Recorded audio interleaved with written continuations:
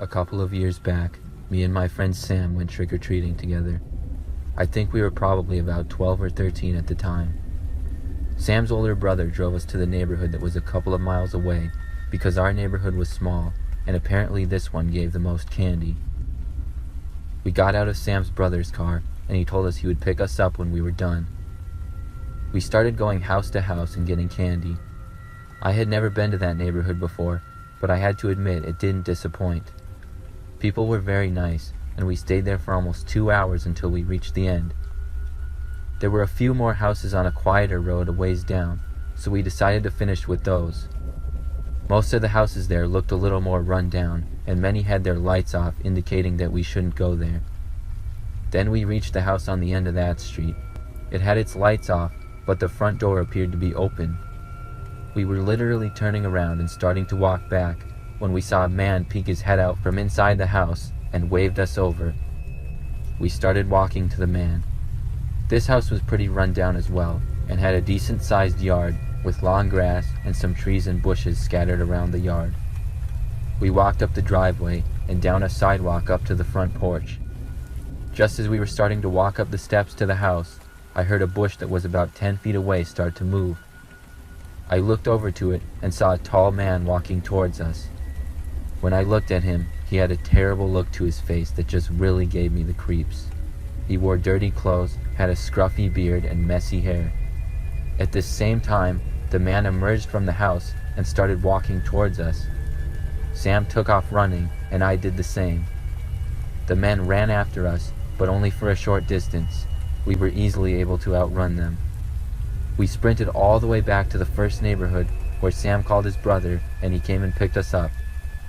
We told Sam's brother what had happened, and he insisted that it was just a Halloween prank to scare us, and then he wanted to drive us back to the house. We begged him not to, but he insisted and assured us that it was fine. I guessed that maybe it could have been a prank, but judging by the look on that man's face, I really didn't think it was. We directed Sam's brother back to the house, and he pulled up on the street across from it a few minutes later. He told us to wait there and he would go talk to the man. Then he walked up the driveway to the house. We watched from the car as Sam's brother knocked on the door.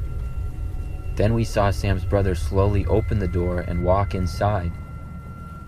Less than a minute later, we saw him sprint out of the house and back to the car. He got in and drove us right back, telling us that we were right. When we got back to Sam's house, his brother finally told us that when he got to the front door and knocked on it, he noticed it wasn't shut all the way, so he looked inside and saw that the house was completely empty. He said it was very run down and appeared to be vacant for quite some time. He had stepped inside to look around and then heard footsteps coming from around the corner, so he took off running. We never trick-or-treated there again.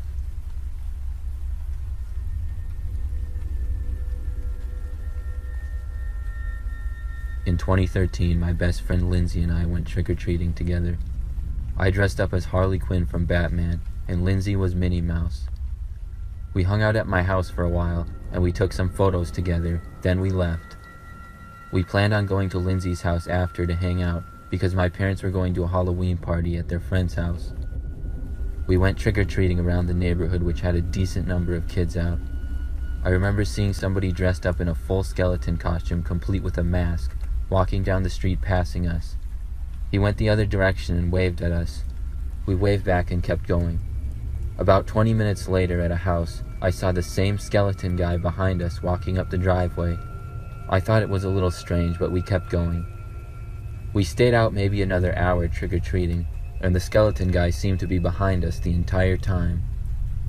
We didn't think much of it still, until we decided to call it a night and head back to Lindsay's house to hang out. When we started walking back, the skeleton guy started walking back too. By this time, there wasn't many other trick-or-treaters out at all, so we were a little concerned of who this guy was. He seemed pretty big, and we thought he was maybe in high school or something. We walked all the way back to Lindsay's house, which took us half an hour, and the guy trailed us about 50 feet behind the entire way.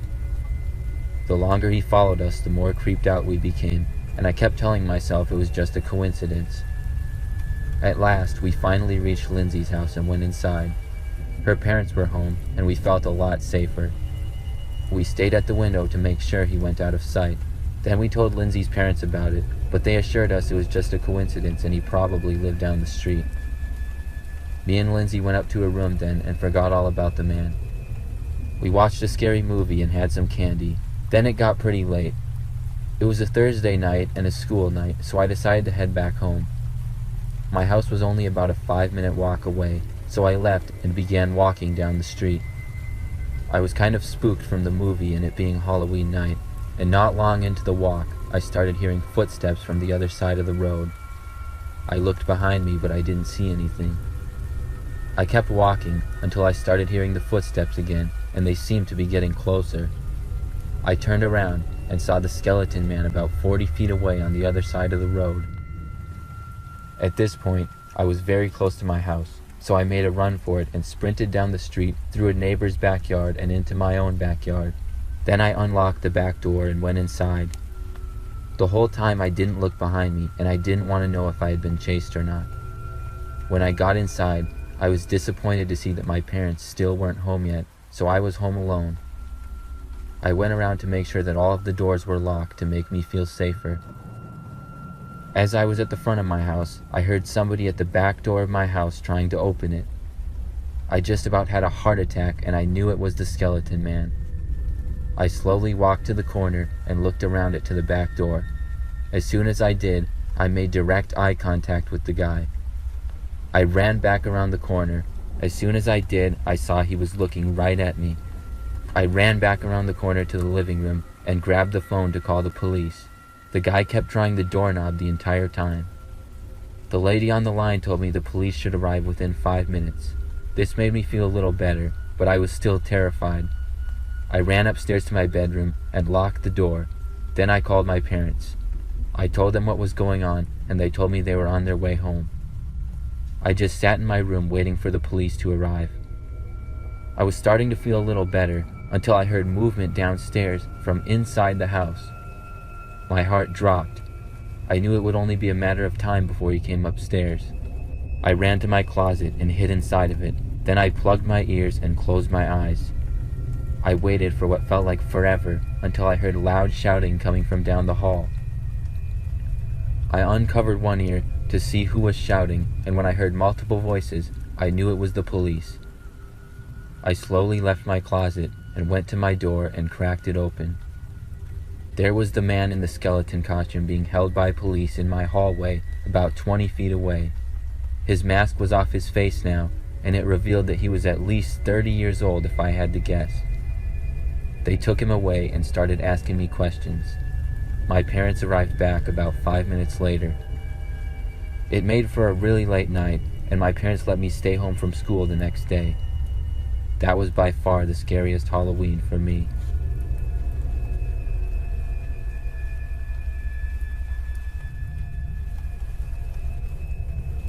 A few years back, when I was 10 years old, me and 3 of my friends all went trick-or-treating together. It was a yearly thing for us to all go together because we lived in the same neighborhood. I remember that I dressed up as a football player, my friends Jeremy and Lucas went as basketball players, and my friend John was a robot. We started early at about 5 p.m. near Jeremy's house. He lived on the edge of our neighborhood, so it was a good place to start. Then we would work our way back, block after block, to the end. It was a very large neighborhood and had houses of all sizes. We would always get tons of candy every single year. We made our way through the neighborhood, stopping at my house for a few minutes to take a quick break, and then we kept going. We ended up finishing the neighborhood at about 8 p.m. We thought about calling it a night, but it wasn't really that late yet, so we decided to make the walk through the park nearby to another area that had more houses. These houses were more spread out and had a lot less other kids trick-or-treating. The first couple of houses gave us large amounts of candy, and then we knew that we made a good choice to come there. Then we came up on this one house that had a very long driveway. In fact, we almost didn't see the driveway and we walked right past it until Lucas pointed it out. It was a driveway surrounded by trees on the corner of the street. When we started to walk down it, we saw that it went downhill quite a bit and then turned. We figured not many kids had been to this house and maybe they'd give us the rest of the candy or something, so we walked down the long driveway. When we reached the house, we saw a small light on the front step and a zombie decoration holding a sign. The sign said something like, "To finish the prize, follow the zombies," and the fake zombie was pointing in the direction of another zombie that was next to the house in the yard. We walked to the second one, and it was pointing towards the garage, which was behind the house. Me, Jeremy, and Lucas ran toward it to try to get all the candy first. There was another zombie pointing to behind the garage, and the final zombie outside that pointed to the door of the back of the garage. Looking back on it now, I see how sketchy it was, but we just really wanted the candy and didn't really care. The three of us opened the door to the garage and walked inside while we heard John walking behind us and laughing. When we got inside the garage, it was almost completely dark except for a small light coming from a desk chair with a zombie sitting in it holding a large bowl of candy. The three of us inside the garage had big smiles on our faces when we saw how much candy was in the bowl. We knew we could take almost all of it because of how late it was getting. We all walked to the candy, but as we did, we heard the garage door slam shut behind us. We turned expecting to see John, but he wasn't there, and about 1 second later, the lights went completely out and all we saw was darkness. We were a little freaked out, but laughed it off as a prank and started taking the candy. Just then, I felt someone grab my arm. I could tell it wasn't one of my friends because of how strong the grip was and how big the hand felt. I started getting pulled away, so I shouted, "Stop." My friends started asking me what was going on. We heard John trying to enter the garage, but at that point it appeared to be locked because the doorknob just kept jiggling. I started screaming help, hoping my friends would be able to help me, but they just shouted back asking where I was.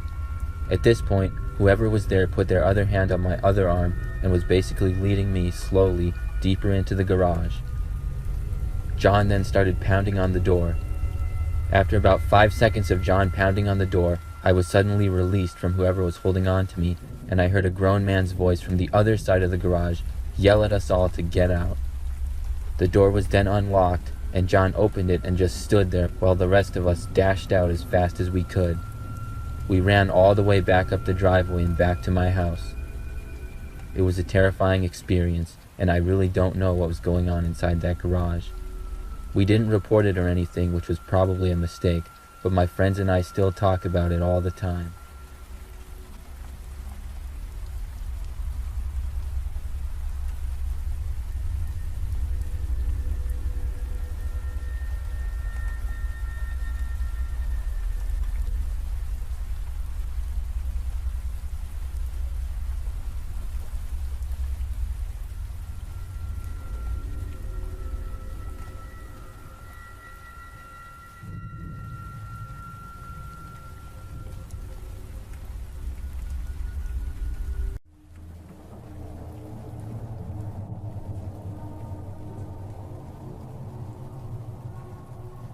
When I was a senior in high school, during my last spring semester, I had taken all of the classes that I needed to take, and I had an extra hour during the day that I could use to just study. I had an entire classroom to myself for studying, but I would usually just play games on my phone. It was during my third period, so I couldn't go home early or anything like that, but it was still a nice break for me. One day, I got to my study hour and actually had some homework to do. I began working and went for about 20 minutes until I heard an announcement come over the school intercom. It was an announcement of a lockdown, and everyone was instructed to lock their doors and return to their classrooms if they were not in them. I wasn't quite sure if this was a drill or not at first, so I went over and shut the door. The classroom that I was in was in a wing of the school that was farthest from the locker commons and cafeteria, so I figured no teachers would come over there or hear anything. So I just went back to my homework. I will admit though, I was slightly scared, but really I thought nothing of it, because in my time at that high school, we had had 2 previous lockdowns, which were basically just false alarms. I was working on my homework when suddenly I heard a knocking at the door. I walked over to the door and saw a kid outside. I opened the door and he told me he had seen a guy in the hallway. The kid seemed to be in a panic, so I let him in the room and we locked the door.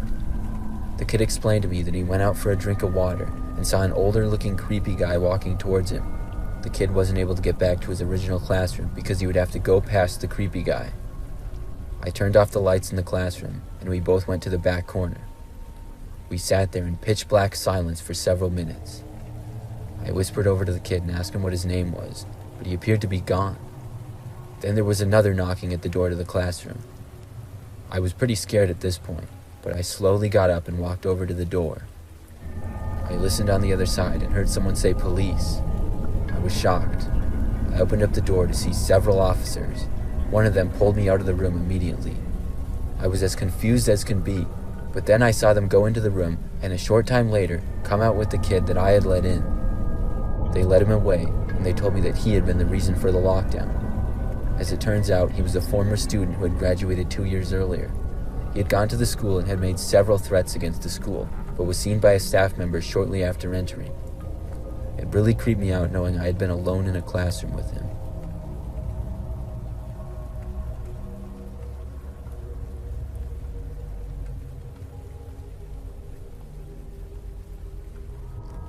This story happened my senior year of high school, which was about 5 years ago now. That year, they added this new room at the back part of the school. I can't remember the exact name they used for the room, but it was basically just an area with several computers and tables, and it was used for giving students extra help with school or making up tests and things like that. It had been made out of an old abandoned classroom that wasn't used for several years. At this time, I had been out of school for 2 days with an ear infection, and in that time, I missed a math test. When I returned to the math teacher, he allowed me to make up the test during study hall, so I went to that new room to take it. The teacher, Mr. Marcus, didn't want to have to go to the room and watch me take the test, so he let me go by myself and said he trusted me not to cheat.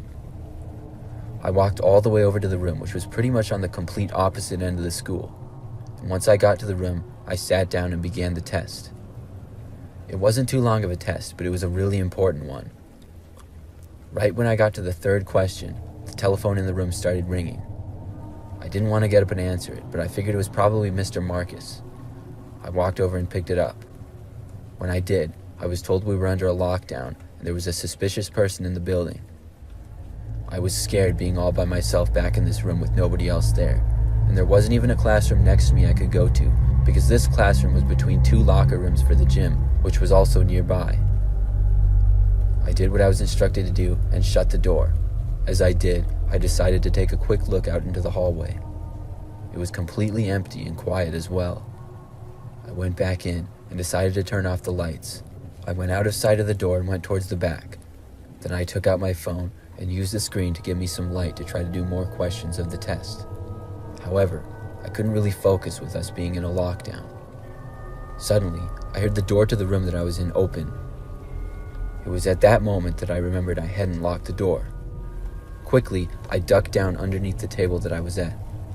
I could see just barely from under the table a small amount of light coming in from the doorway and saw boots on the ground. At least they appeared to be boots, as I couldn't really see much. I was terrified, and I held my breath so that I wouldn't make a sound. Whoever was in there stood in the doorway for a while, and then the door shut. I barely heard footsteps walking into the room. I was literally shaking, trying not to make a sound. The room then went completely silent and remained that way. I slowly breathed in and out as quietly as I could. I was expecting at any moment to feel someone grab me from behind or something like that. But then, out of nowhere, I heard the sound of a computer falling off a desk to the ground. Then I heard the noise of a man yelling and screaming. It seemed as though whoever was in this room had gone into a rage and was screaming and smashing things. I opened my eyes and looked over. I still couldn't really see anything, but I could hear where all the noise was coming from, and it was at the opposite end of the classroom to my left. I was terrified and knew I needed to get out of there. The exit was directly in front of me and to the right, and the noises were directly in front of me to the left, so I figured I had to make a run for it. I took a deep breath, and then got out from under the desk and ran as fast as I could, as whoever was in there continued to seemingly destroy things in the room. I ran forward to the door and was just barely able to see where I was going. I stumbled into a chair just before the door, but I was still able to make it out. I heard the man yelling as I left the room and sprinted down the hallway. I ran all the way to the front end of the school, where I saw a police officer. I yelled where the guy was and that he was destroying things. Another officer led me out of the school. After some time, I was able to calm down and they ended up catching the man. I got to go home right after that. I feel so lucky that I made it out of that room, because obviously whoever was in there was very dangerous.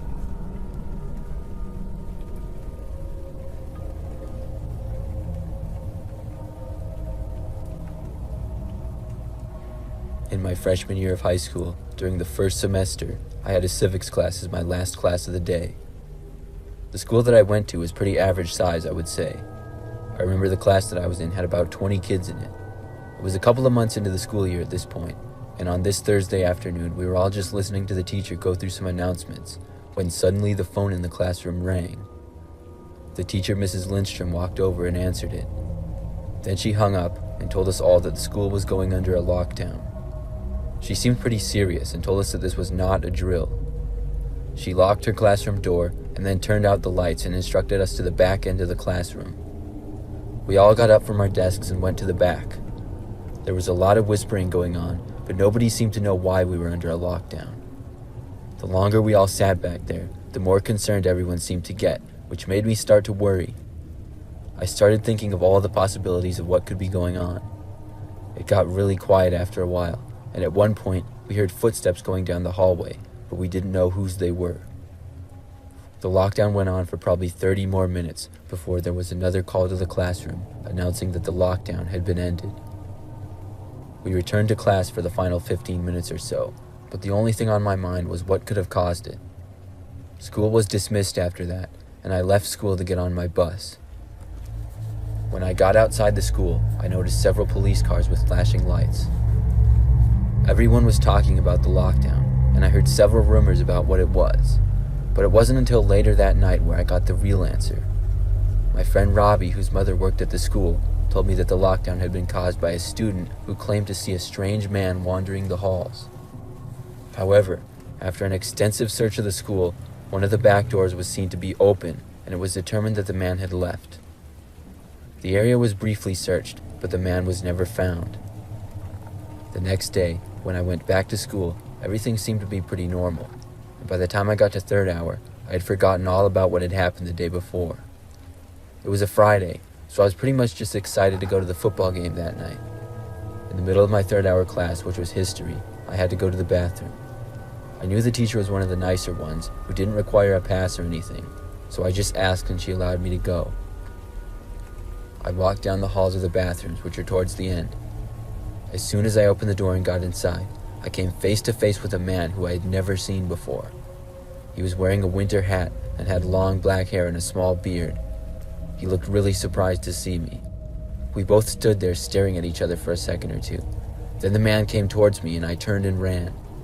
I ran back to class.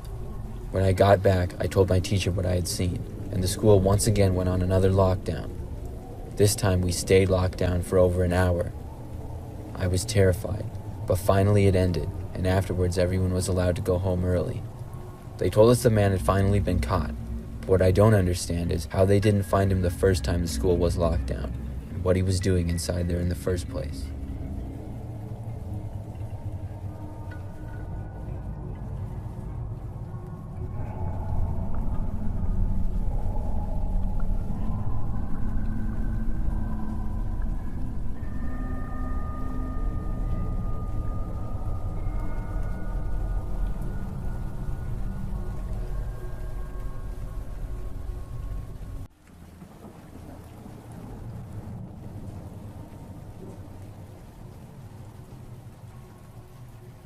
One time back in the 1990s when I was in high school, I was left home alone. Me being home by myself was something that very rarely happened because I have a large family. Living in the house was my parents, my older brother and sister, me, and then my two younger sisters as well. So with all those people, the chances were that somebody would be home pretty much all the time. Now, I don't remember where everyone had to go on this particular night, but it just so happened that everyone had places to go except for me. So for a few hours that night, I would have the house to myself. I was not nervous at all because I wasn't a little kid, I was in high school, but it still felt really odd just because I was not used to it. I remember that the house felt very quiet. It was dark outside, and our neighborhood was pretty typical. A good amount of other houses on the street, but things were mostly pretty quiet. At one point, maybe an hour or two into being home by myself, I went downstairs from my room to go to the kitchen. This was on the main floor and towards the back of the house.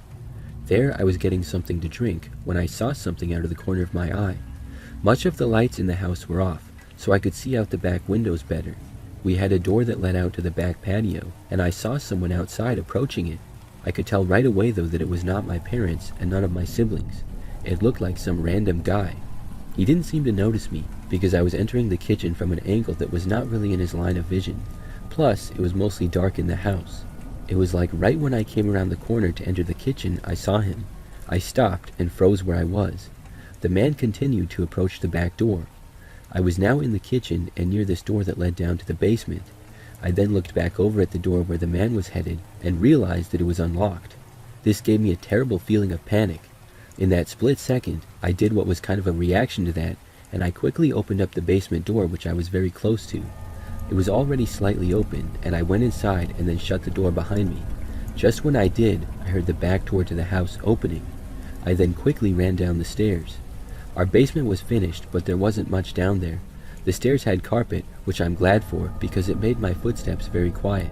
I then went into kind of the main basement area where we had a couch and an old TV. We had some blankets on the floor next to the couch, and I literally hid under them. At first, when I got down there, I heard footsteps upstairs of the man walking. I could not tell where he was going though. I just hoped that he wouldn't go down into the basement where I was. I wanted to call my parents or the police, but could not. I didn't have a cell phone back then, and we did not have a home phone in the basement, only upstairs.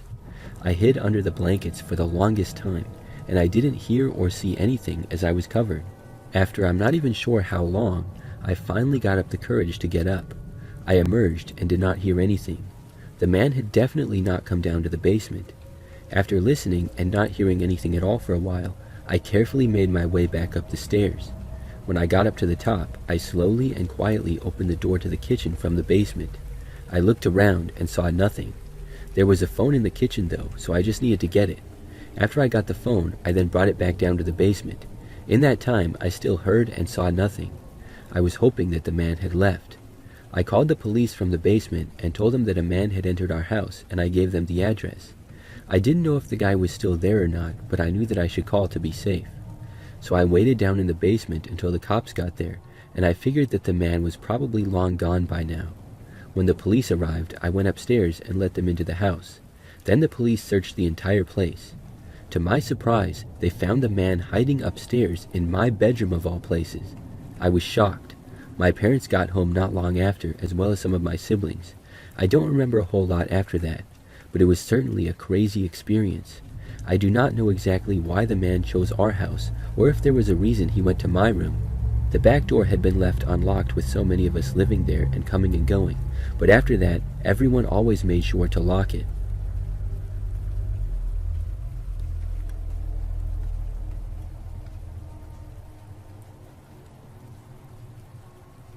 This is something that happened really not that long ago. I live alone by myself in my apartment, which is on the first floor of a standard fairly new building. As I sat by myself in the living room one night, I got a text on my cell phone out of nowhere. The text read, "I'm watching you," in all capitals. It was from a number that I did not recognize, so I had no idea who it was. When I saw this, my first reaction, and also hope, was that it was a joke by one of my friends. But part of me also felt creeped out by it. I didn't know how they would have an unknown number if it was a friend, but I also did not know who would do something like this. But I mean, come on, it just had to be a prank. That's what I was telling myself. I texted back asking who it was that was texting me. Not too long after this, I got a response. They said, "The person that is watching you," once more in all caps. I guess I should have expected an answer like that. Now, I had all my windows closed and covered in my apartment, so I found it impossible for somebody to actually be watching me. But now I was feeling paranoid. My place is small, just one bedroom, a bathroom, and then a pretty large space with a kitchen and living room in it. Still, I went around and checked all my closets and rooms and confirmed that I was alone. Then I checked out my peephole and opened my door to the hallway. The coast was clear. Finally, I went around and looked out my windows to the surroundings. My windows looked out to the parking lot, which had a good amount of cars in it, but I didn't see anybody out there at all. So it was hard to tell if anyone was watching me or not, but it sure didn't seem like it. I saw nothing obvious. But if somehow this person was in the parking lot or something like that, they couldn't see me. All they would see is my windows, because I had shades over them. I felt safe in my place, but I was still really creeped out by this. I almost texted back again, but then I decided to just block the number. If this was a prank by one of my friends, I didn't find it funny, and by blocking them, it would probably get whoever was doing it to fess up. However, I did not receive any texts at all. For the rest of the night when I was up, nothing strange happened. I felt a little spooked and checked out the windows every so often, but everything seemed fine. So that night, I was about to go to sleep. I was in my bed just doing some reading before falling asleep. Out of nowhere, I heard this knocking at my front door. It was not that loud, but it was constant. A repeated knocking sound that just kept going. I was too creeped out to get up and see who was there. I knew that my doors were locked, so I just hoped that the person would not try to break in or anything. I also instantly connected it to the texts, and this whole situation now seemed 10 times scarier. I got out my phone, ready to call the cops. The knocking went on for probably about a minute straight. Then it stopped. I was still too freaked out to move for a while. Finally, I got up and left my bedroom. I went to the peephole of my apartment and looked, but the person was gone. I stayed up for hours after that, too scared to sleep. I didn't get any more texts, and I didn't get any more knocks on the door either. I was finally able to fall asleep really late. The next day, things were fine. Since then, I haven't received any texts or strange knocks on the door. I still don't know who it was. I thought maybe it could have been a neighbor, but I obviously have no proof of that. I really have no clue. To come to my actual door and knock on it so late at night seems too far-fetched to be a prank. And if it was one of my friends, I would think that they would have said something about it by now. I still don't know who did that or why.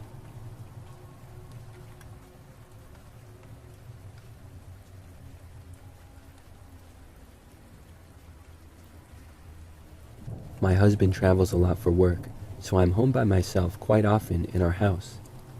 This was a couple of years ago now, and he was away for several days. So one night I was in our bedroom FaceTiming him as he was in his hotel. We often FaceTime every night when we're away from each other. We talked for a while, and it was getting late, so we said goodnight to each other and then hung up.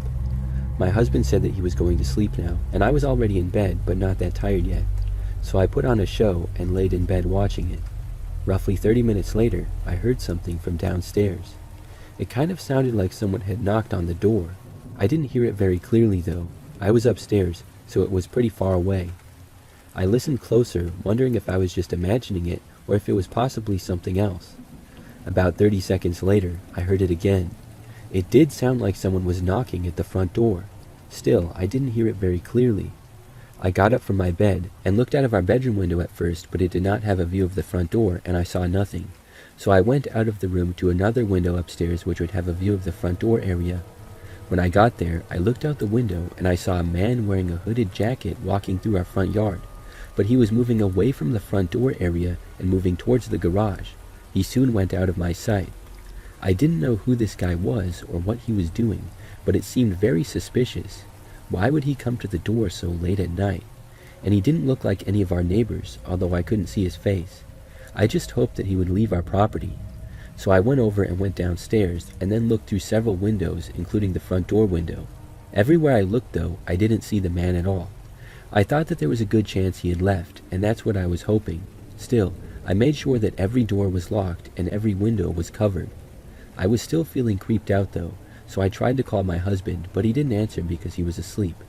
I turned on a light to the front door outside to try to make myself feel better. Maybe if the guy came back, he would see that a light was on and leave. My fear was that he would try to break in. So I went back upstairs at that point and got back in bed. This time, I did not hear any more noises, and I soon was able to relax and eventually fall asleep. However, I was awoken in the night.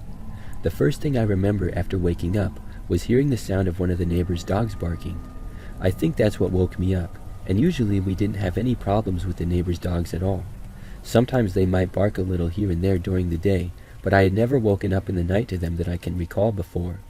I didn't know whose dog exactly it was, because several of our neighbors have them.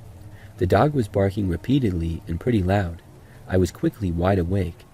Out of curiosity and a little bit out of suspicion from earlier, I went downstairs. When I got there, I looked out of several windows, but everything seemed fine. I saw nothing. And shortly after I got down there, the dog stopped barking. So at that point, I went back upstairs and once more fell asleep. The next morning, I woke up and things seemed fine. It was now bright and sunny outside, and I walked outside. However, when I got to the back patio area, I saw something that left me speechless. By the back door, there were a bunch of marks on the wall right next to it, and some on the door as well. It looked as though someone had been trying to pry the door open. The marks had certainly not been there before. I was shocked, and I took pictures and sent them to my husband. He told me to call the police. I realized that it was possibly from the man I had seen the previous night. I then also realized that the dog barking was probably from the man in our backyard. A neighbor's dog must have seen him and started barking, and that's probably what scared the man off. Had that not happened, he may have broken into our house. The police came out and I told them everything. My husband told me that I should stay at my parents' house until he got back, and I did that because I was too creeped out to stay in our house by myself. The man did not return though. When my husband returned, we ended up getting a camera set up, but nothing suspicious has happened like that since then. I'm grateful to the neighbor's dog for possibly saving me or saving our house from being robbed.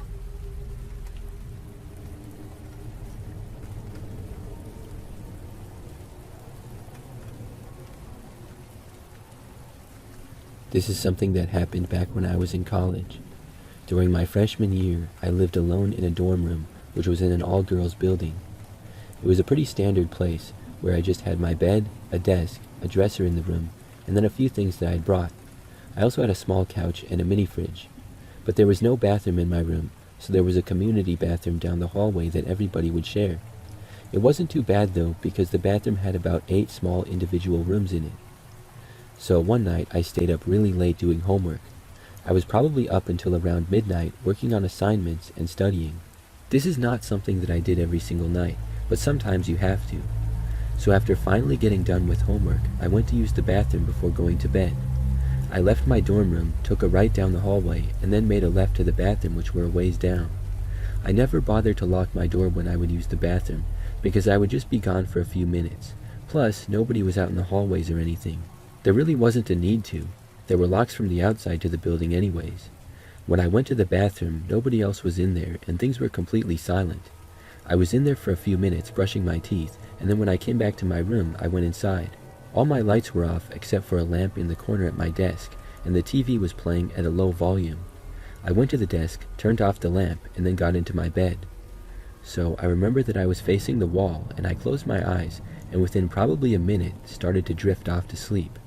However, suddenly I heard the sound of my door opening. When I heard it, I shot up in bed and then turned over to the door to see what was happening. I just barely saw what appeared to be a man leaving my dorm room. I didn't see his face at all, just part of the back of him. He shut the door behind him and was gone. I was so confused, but I knew that a man was not supposed to be in here at all. I got up and quickly went over to the door and locked it.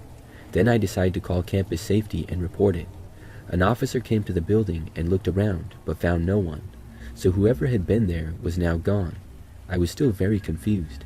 After that, nothing else crazy like that happened in my time in college, but I still don't know what exactly happened that night. I figured that the man entered my dorm room when I was in the bathroom. There's no way I wouldn't have seen or heard him if he was in my room prior to that. There's also some places that he could have hid temporarily, and with pretty much all the lights off, I might not have seen him. I still can't believe that he was in my room at all though.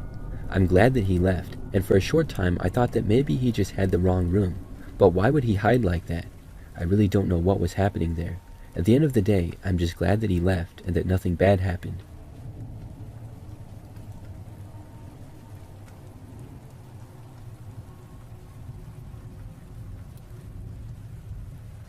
Something really weird happened at my apartment a few months ago. So, I live by myself. I have a 1-bedroom apartment and I've been living here for a few years. For the most part, it's a pretty nice building. There's several levels and I'm on the 2nd floor. I have many neighbors, but I don't really know any of them and I don't see them too often. One night, I was at home by myself and there was a knock at my front door very late. It was probably close to midnight. So right away, I knew that something was off.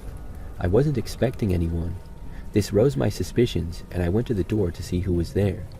When I looked through the small peephole in the door to the other side, I saw something strange. There was a man standing there wearing a suit and sunglasses. For whatever reason, I do not know why, I decided to answer the door. Even though it was creepy and late at night, I guess I just felt brave, or like the guy wouldn't do anything bad. I opened the door, and the guy just stood there a couple of steps away looking at me. But when I opened it, I also noticed that there were 4 other guys all wearing suits and sunglasses. It was the weirdest thing. They were standing farther back, a slight ways down the hallway. I asked if I could help them, and I'm sure that I seemed very confused because I was. The man in front of me seemed to look at me, as did the others, but nobody said anything. I looked at everyone else, and they were all just staring at me. I asked them who they were and what they were doing. They all just stared at me, but said nothing. Then, at once just about, every single one of them began to walk towards me. It started with the guys that were farther away, and then the guy right in front of me started to approach as well. I did the logical thing, which was to slam the door very quickly and then lock it. When I did, they actually tried to open my door. I yelled that I was going to call the cops. They stopped trying to open the door, but this did not scare them off. Now all the men just stood in the hallway staring at my door. I watched through the peephole. They were all just looking at my door, standing next to each other. I was so creeped out. I didn't leave the door and just kept watching them. I was debating actually calling the cops. This went on for quite some time. Then, finally, after probably 2 or 3 minutes of like a standoff, they all just walked away. When they were gone, I looked down the hallway and confirmed it. After that, they did not come back. I'm still left wondering what that was all about. Was it just a group of guys trying to scare people to be funny or something? I'm really not sure, but it was the weirdest thing that's ever happened in my time living here. I'm hoping that I never see those guys again.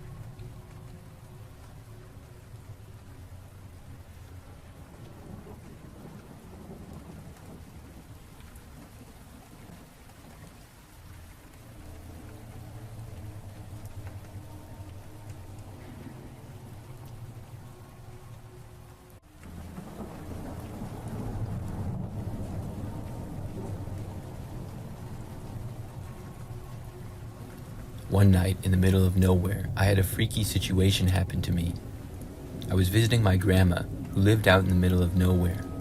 She had a house on the lake, and to get there required driving down a long dirt road for many miles. It wasn't a very popular lake, so she didn't have any neighbors, the closest houses being at least a mile or 2 away. Because it was such a long drive, whenever I visited, I would just naturally stay the night in her guest bedroom so that I wouldn't have to drive long, tiring hours in the darkness. One night when I was visiting my grandma, I was sitting out on her back patio just hanging out listening to music. It was close to midnight, and my grandma had gone to bed already, so I was just enjoying the nice night air while sitting outside on my phone. Over the sound of my music, I thought I heard something banging or clanking around. There was a steady breeze that night, so I just expected it to be the wind moving something and making noise down by the boathouse. However, as the night continued, I also saw some quick flashes of light from down by the dock and the boathouse, and I knew that somebody had to be messing around down there. I was nervous because I was out in the middle of nowhere and isolated enough that there shouldn't be anybody nearby, let alone looking around down by my grandma's boathouse. I thought about calling the cops, but decided against it because it would take over an hour for them to arrive most likely. Instead, I turned off the music and went inside to grab my grandma's revolver, which I knew she kept loaded. Upon coming back outside the patio, I saw occasional movements of light down by the boathouse, so I decided to confront whoever it was now that I had a weapon. I called out to stop messing around by the dock and to reveal themselves and leave the property. I assumed that whoever it was would simply just leave without revealing who they were, but to my surprise, the figure of a tall, skinny man stepped out onto the dock. Illuminated by the moonlight, all I could see was his figure at first, but as he approached, I saw that it was an older gentleman. He casually began walking up the dock and towards where I was standing on the back patio, as if he had been doing nothing wrong. He didn't say anything as he slowly kept approaching, so I yelled out to stop and leave the property or else I'd shoot. I thought for sure that would be enough warning for him, but he just kept coming up the lawn towards me. I finally took a warning shot right above his head to stop him from advancing.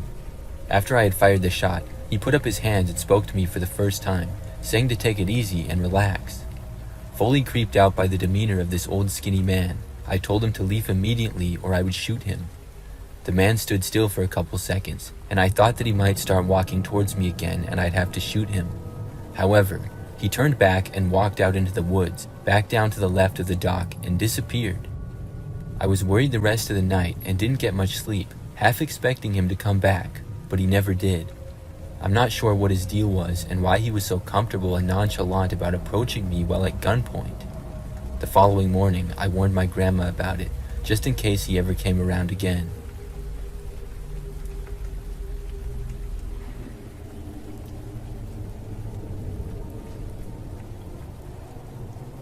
This happened to me 2 years ago, and I still remember it like it was yesterday.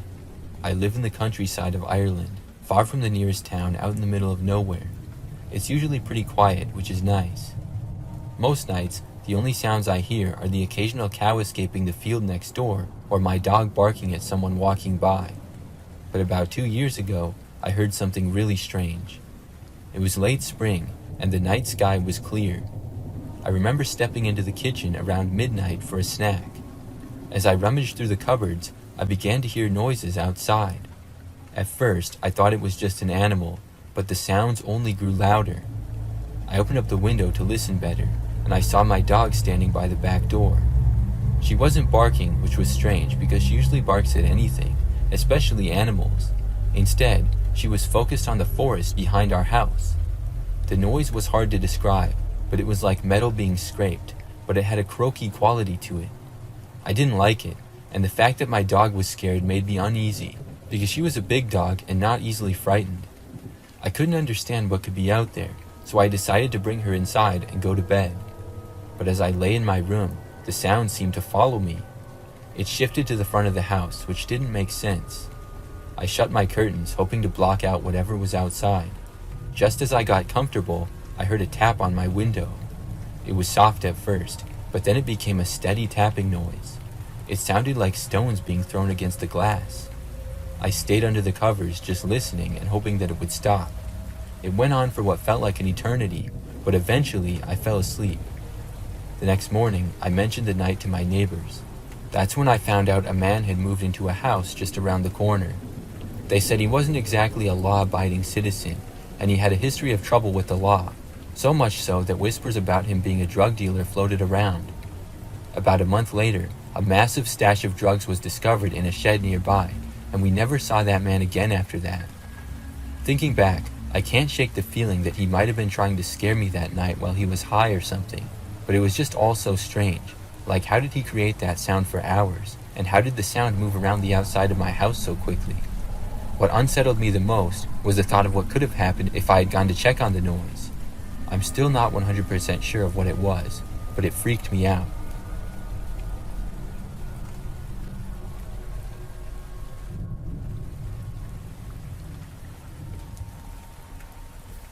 A few years ago, I visited some friends out in Oregon who lived on a secluded 300-acre property in the middle of nowhere. We were deep in the woods, surrounded by nothing but trees and the sounds of nature. On the second evening, we were sitting around a fire pit enjoying each other's company as the sun was setting, making the whole sky orange. There was a total of 6 of us there, and 2 of my friends had brought their kids who were busy making s'mores. The others were having casual conversation, and I was comfortable in my folding chair leaning back and zoning out, just staring into the darkness. After a while, I noticed something strange. I kept staring at this one particular tree, trying to figure out what I was seeing. After I kept looking at it, I deciphered what looked like a giant hand wrapped around the trunk of the tree. I quickly turned to my friend Anthony, who was sitting closest to me, telling him to take a look at the tree. I motioned with my hand, telling him the direction to look. He also couldn't determine what he was seeing at first, but I told him to just keep looking and focus on it. Finally, he saw what I was seeing and whispered to me, "Is that a hand?" It blended in so well with the bark of the tree, but the more we looked at it, the more certain we were it was a massive hand gripping the tree. The fingers were thick, almost like tree bark. They had ridges and cracks, giving them a rough appearance. It was bizarre, and I couldn't tear my eyes away from it. I felt goosebumps cover my arms as we both stared at the hand. It was about 15 meters away, and it didn't move at all. We exchanged nervous glances, trying to make sense of what we were seeing. The kids were laughing and joking around the fire, and we didn't want to alert anyone else in fear of scaring the kids. After 8 long minutes, the grip of the hand suddenly loosened and disappeared behind the tree into the darkness of the forest. The movement of the hand disappearing confirmed to both Anthony and I that it wasn't an illusion. Anthony and I looked at each other wide-eyed and speechless, feeling that we had seen something that didn't belong in our world. Later that night, we finally got up from our chairs, and we wanted to check out the area where we had seen the hand. We walked towards the tree. When we reached it, we both paused, taking in its massive trunk. It was at least 2 feet in circumference, and it was hard to imagine how something with a hand could be that big. I inspected the ground around the base of the tree, looking for any signs of footprints, scratches, or anything that could explain what we had seen. But there was nothing. No imprints in the dirt, and no smell like you would expect from a wild animal. I've heard tons of stories of man-like creatures residing in the deep woods, and I'm a believer now. Whatever that thing was bigger than any regular human, and based off the size of the tree that its hand was wrapped around, it had to have been huge.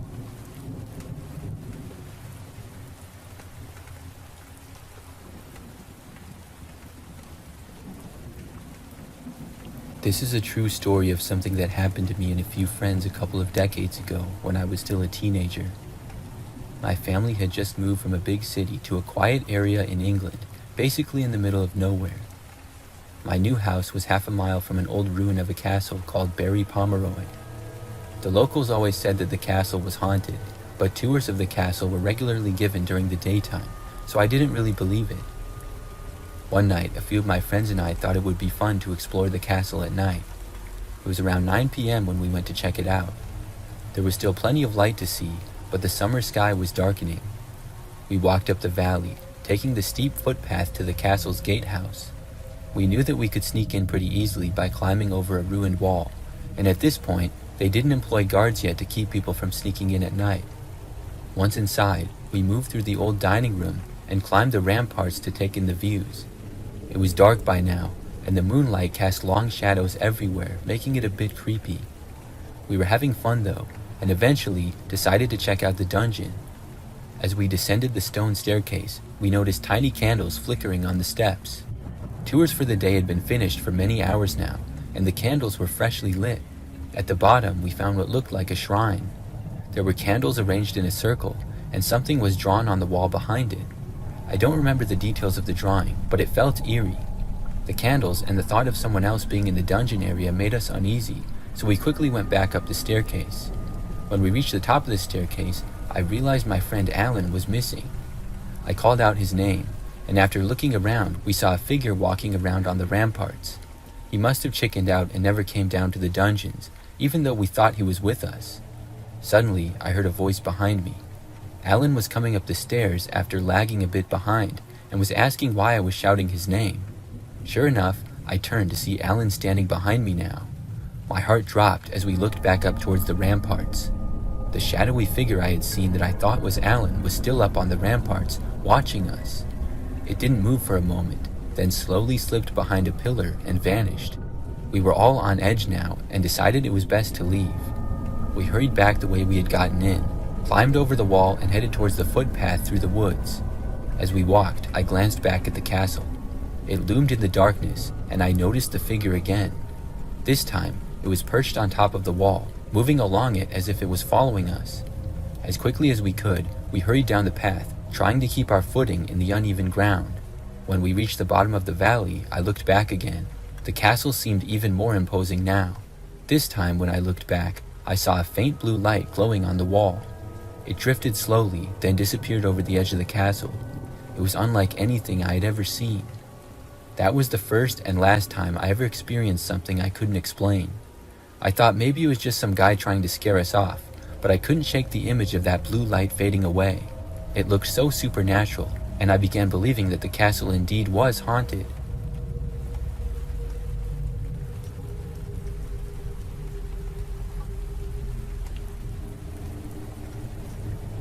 When I was about 13, my family lived in a remote area in the middle of nowhere, Canada.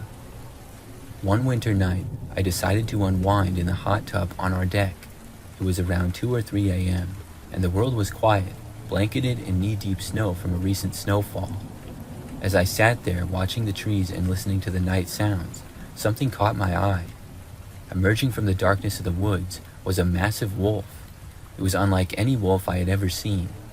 Its silver coat shimmered in the moonlight, and its green eyes pierced through the night. The wolf walked along the fence that bordered the property. For a moment, it paused and locked eyes with me. I was up on the deck and the wolf was far away below, but I was still terrified and I sat as still as possible, waiting to see what would happen. The wolf continued on its path towards the barn where our horses were kept. As it approached the barn, there was a light on the outside on the other side that illuminated the inside just a bit. The barn was dark inside, but I could clearly see the outline of the wolf moving through the barn. Halfway through the barn, the shape of the wolf totally shifted. It was like it morphed into something more human-like, although it was big with broad-shouldered and seemed to stand at least 7 feet tall. The horses weren't skittish at all and were completely silent, which was strange. The tall figure rounded the corner, but did not appear on the other side of the barn. I strained to see if it would reemerge from behind the barn at some point, but it never did. It must have just vanished into the darkness on the other side of the barn. I had no idea if there was a trick going on with the light and shadows inside the barn, but I had no idea what I had just seen, and I had never seen a wolf that big. Later, I found that my brother had experienced something similar. He told me that he woke up one night feeling a strange sensation, like he was being watched. When he looked out of his window, he saw the same large wolf walking away from his window. I have yet to see the wolf again, and I wonder if I ever want to.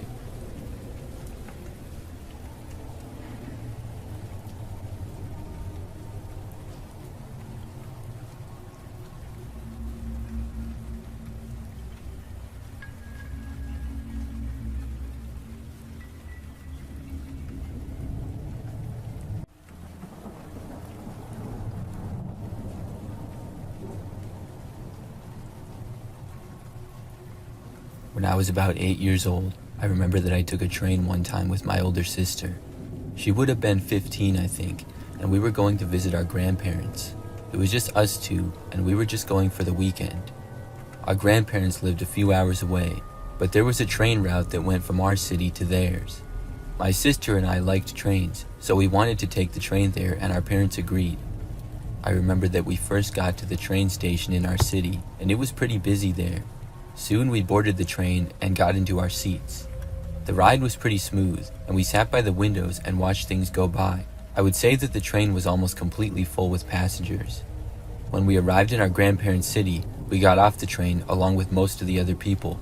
Some of them were staying to go to the next stop though. So my sister and I walked into the train station, and I guess our grandparents were not there yet to pick us up. As we waited, my sister said that she was going to use the restroom. I didn't have to go, so my sister walked off and I kept standing there. I looked around the station, and it was very busy with lots of other people around. After about 2 minutes or so, I remembered that this woman approached me.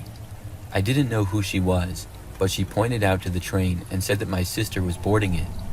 I figured that we had to go back on the train and this wasn't our stop, so I started to walk over. The woman then went with me to the train, and we both started to get back on. Now, to this point, I had just kind of been following my sister. I was young, and I didn't know exactly which stop was ours or which city we were even in. I just figured that I hadn't seen my sister after she had come out of the bathroom. So I actually got back onto the train and then went back to my seat, but I didn't see my sister there. I was confused, so at that point, I started looking around the train, thinking maybe she switched seats. The woman who was with me was sitting in the next row over. I didn't ask her where exactly my sister had gone or anything. Instead, I was just silently looking around. After about a minute, I actually saw my sister.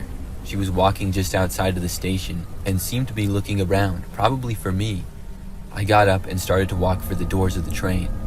When I stood, the woman also stood up and asked me where I was going. I told her that my sister was not on the train and I started walking away. The woman did not say anything back to me. She also didn't go after me or anything. I left the train and then walked over to my sister. I was very confused at this point, but when I reached my sister, she asked me what on earth I was doing back on the train. I told her how the lady told me she had been on, and I figured that we had to take the train to another city. My sister told me that we were in the city that our grandparents lived in, and she didn't know what that lady was talking about. I realized at that point that I may have avoided something bad. The train left a very short time after that, and we got picked up by my grandparents. Looking back at that, I'm really glad that I saw my sister and got off the train when I did.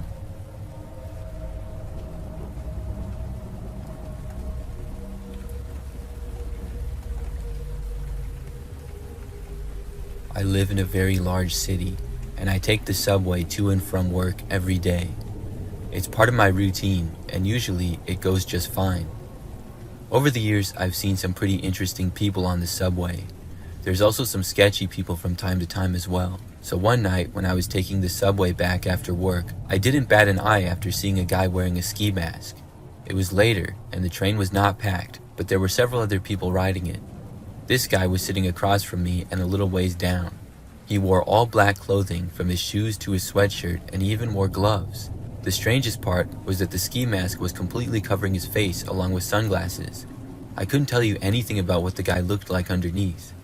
He seemed to be slightly tall and have a slightly muscular build, but overall, I didn't really give him much thought.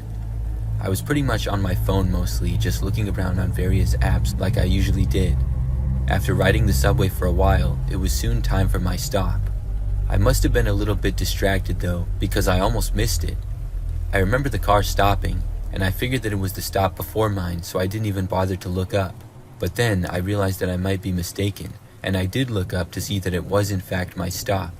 I quickly stood up and then headed for the doors before they closed and the car would take off again.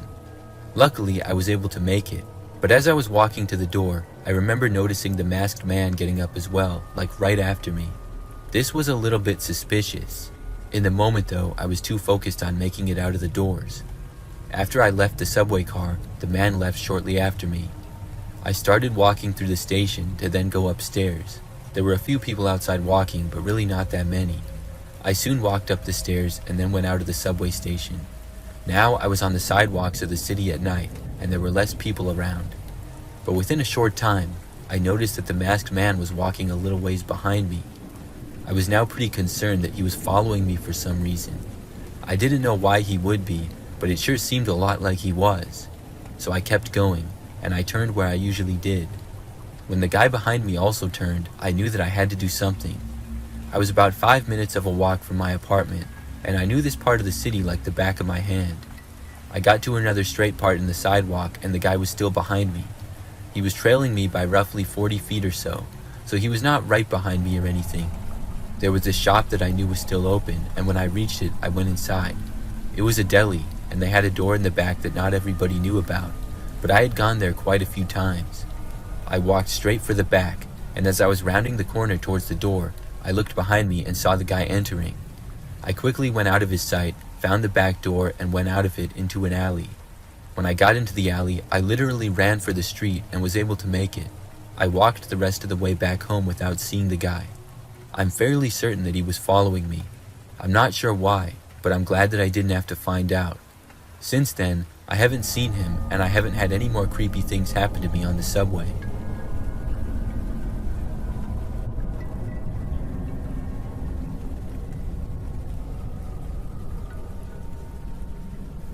This happened when I was younger. I was probably about 12 or 13 when this event took place. We lived a little bit out in the country. There was a nice and quiet neighborhood that my family lived in, and I enjoyed it. There was a group of neighborhood kids who I would hang out with, especially in the summertime. We would all hang out and play sports and stuff in this one field near our houses. The field was next to the road leading into our neighborhood, and I have no clue who actually owned the land.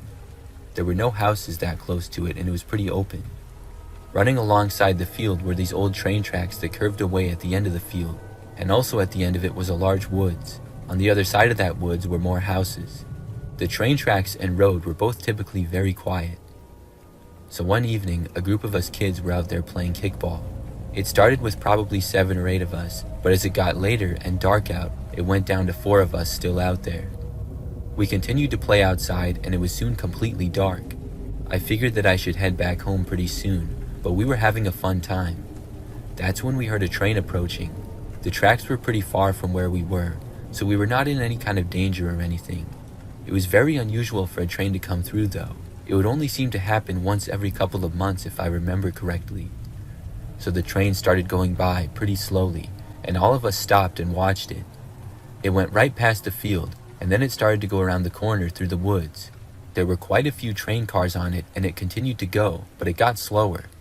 I remember that we finally saw the end, but on one of the last train cars, we saw something else. This was not a train with passengers, but the kind that probably just had materials or whatever on it. But one of the last cars had a door on it that was open, and we saw this guy standing there looking out of it. He looked at us as it went past, and I just stared at him, surprised at the sight, but the train kept going slower and slower. When the caboose almost got into the woods and the man was just barely in our sight still, the train stopped completely. We were still just watching it. After it stopped for like 10 seconds, the man hopped off the train. He was really far away, but we all saw him. The guy was kind of heading towards the woods. I remember thinking that I wanted to go home at that point. We decided to wrap up our game of kickball. Instead of just leaving though, we decided to all get one more kick each. So I was the first one to kick, and the other guys were out in the field. After I kicked, I went out into the field. When the last friend was kicking before we left, he kicked it really far over all our heads. I was the farthest back, and I went running after it. The ball did not make it to the woods, but maybe within 20 feet of it.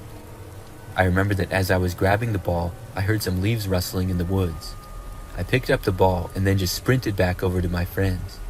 When I got back, I turned around to look. I saw the man emerging from the woods. He was walking through the field now, in our direction. The guy had long hair and a beard. None of us recognized him, but we all just took off running. We went out of the field, down the road, and back into our neighborhood. Then we scattered, each going to our separate houses. We were all able to make it back safely. I don't think the guy even chased after us, but that was a terrifying moment. I don't know why the guy was on the train or why he jumped off of it. I also don't know why he came out of the woods towards us. I tried not to stay out after dark after that though.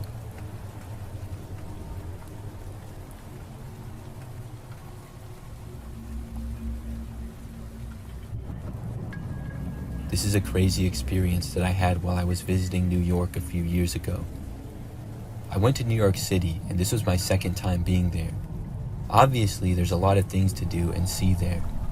I didn't have a car with me, so I would be either walking or taking the subway to travel places, and I was traveling by myself, which I really didn't mind.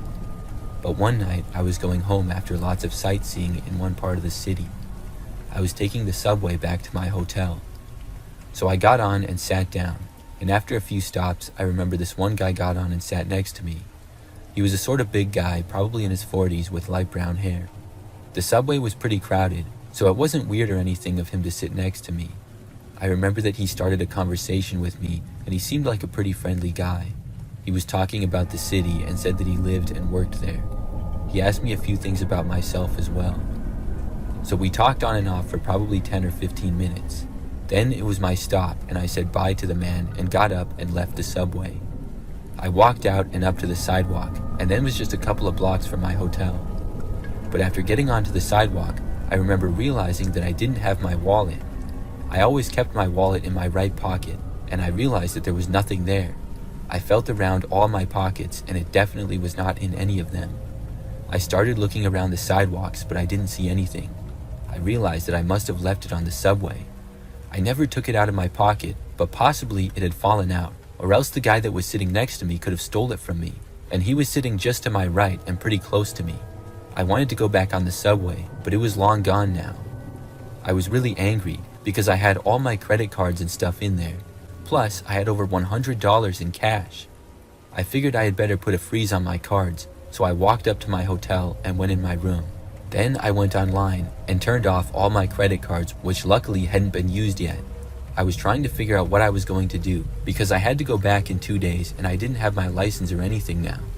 After doing research online and talking to a few friends for probably almost an hour, there was suddenly a knock at my hotel room door. I got up and walked over to the door. I looked through the peephole, but nobody was there, so I opened it up and looked around. I still saw no one, but then I looked down and saw my wallet right there on the floor in front of my door. I couldn't believe my eyes. I picked it up and took it in the room. My license as well as all my credit cards were still there. However, all the cash was gone, which did not really surprise me. I was mostly just happy to get it back. I didn't know how anybody would know to give it to me though. I figured maybe it was the guy that I sat next to. So I left my room and went down to the front desk. I asked them if they had brought my wallet up to me, but they said no. This shocked me. I was sure that somebody who worked at the hotel had brought it up, because how else would they know where my room was? The only other explanation that I could think of was if the man that was sitting next to me brought it up himself. But how would he know which room was mine? I talked to several hotel staff, and they all denied knowing about my wallet or bringing it to my room. It's still a mystery to me to this day. I think maybe the guy followed me, but I'm not sure. I found out later that night that somebody had tried to use my credit card at an ATM around the corner shortly before it was at my door, but it declined. I'm glad that I disabled my cards when I did.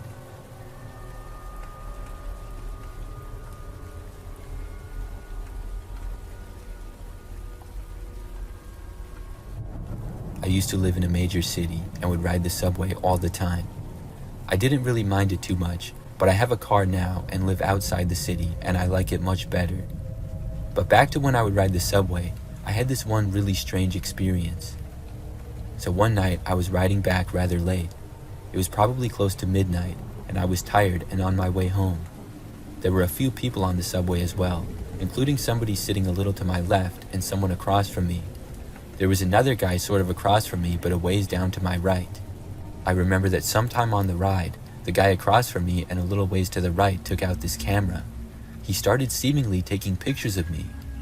At first, I did not think that he was taking pictures of me, but maybe the guy sitting next to me.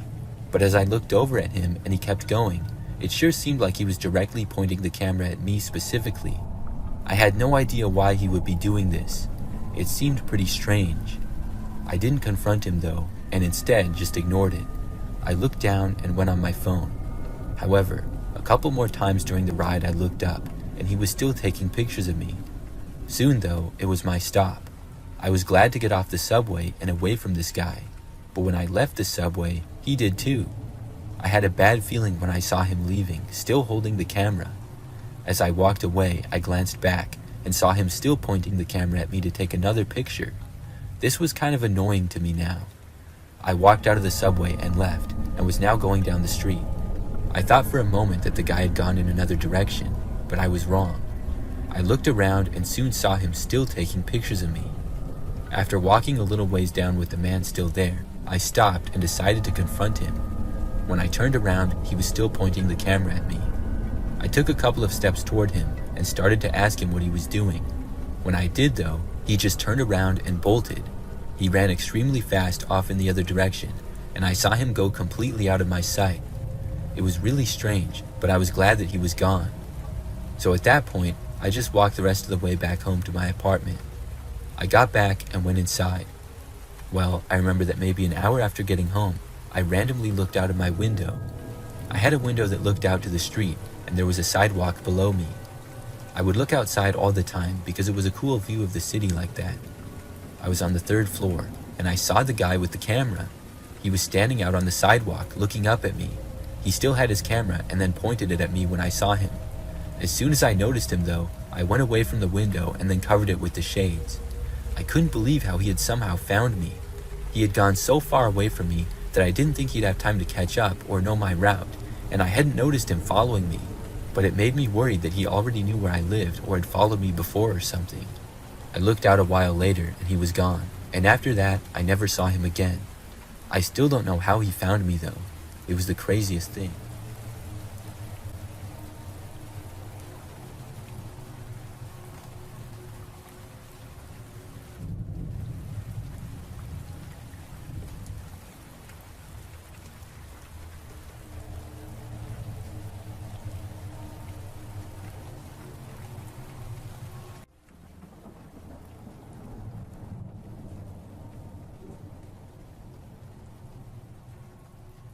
Something really weird happened a while back. I was at home one night in my apartment. I don't remember exactly what time it was, but I think that it was kind of late. I just remember hearing my phone vibrating a ways away from me, and I went over to look. When I did, I saw that I was getting a call, but it was from a random number that I didn't know. It was strange because normally the toll-free calls and telemarketers would be during the day. Out of curiosity, I decided to answer the phone. I'm not really sure why looking back, but I did. When I picked up, I said hello. There was at first just silence on the other end. I said hello again a few seconds later. Then, finally, someone spoke. A man on the other end finally said, "I guess I have the wrong number." I said, "Okay." Then he hung up. I figured that it was an innocent mistake of him just dialing wrong. I didn't think too much of it. The whole thing was a little bit weird, but nothing to be suspicious about. The very next night, it was a similar situation, and I was home by myself, as I live alone in my apartment. This time, I know that it was really late. In fact, I was just about to go to bed, but my phone started ringing again. I had remembered the call from the night before. When I looked, it was once more a number that I didn't have saved. It very well could have been the same number from the previous night, but I didn't definitively recognize it at the time. I answered again and said hello. Once more, there was at first silence, but then I heard a man say hello. I recognized the voice, and it was the same guy from yesterday. I said something like, "Oh, it's you again." I then asked him who he was trying to call. I was wondering who my number was getting confused with. But the guy didn't answer me. Instead, he just asked me what my name was. I gave him my first name, and then he said okay, and then just hung up. I was really confused. The whole thing was pretty strange. I mean, why would he call me again if it was the wrong number? Wouldn't he have learned from his mistake? Not too long after this, I went to bed. The next morning, I woke up and saw that I had about 10 missed calls on my cell phone. This was really weird. I looked, and they were all from that same number. Why did this guy keep calling me? I also saw that he left one voicemail. Out of curiosity, I decided to play it. When I did, the first thing that I heard was a man breathing. It sounded like he was moving around, maybe walking or something. His breathing into the phone continued for about 10 or 15 seconds, but he didn't say anything. Then I suddenly heard the sound of glass breaking. It was really loud, like he shattered a window or something like that. The voicemail then abruptly ended. When I heard this, I was super creeped out. Right then and there, I blocked the number. My apartment was fine. He didn't break the windows there because I was on the 5th floor. But nevertheless, I looked around and made sure that everything was fine, which it was. The building was fine too, so I'm not sure what glass he broke. Since then, I haven't heard from the guy. I have received no more strange calls. However, I still wonder who that guy was and what he was doing.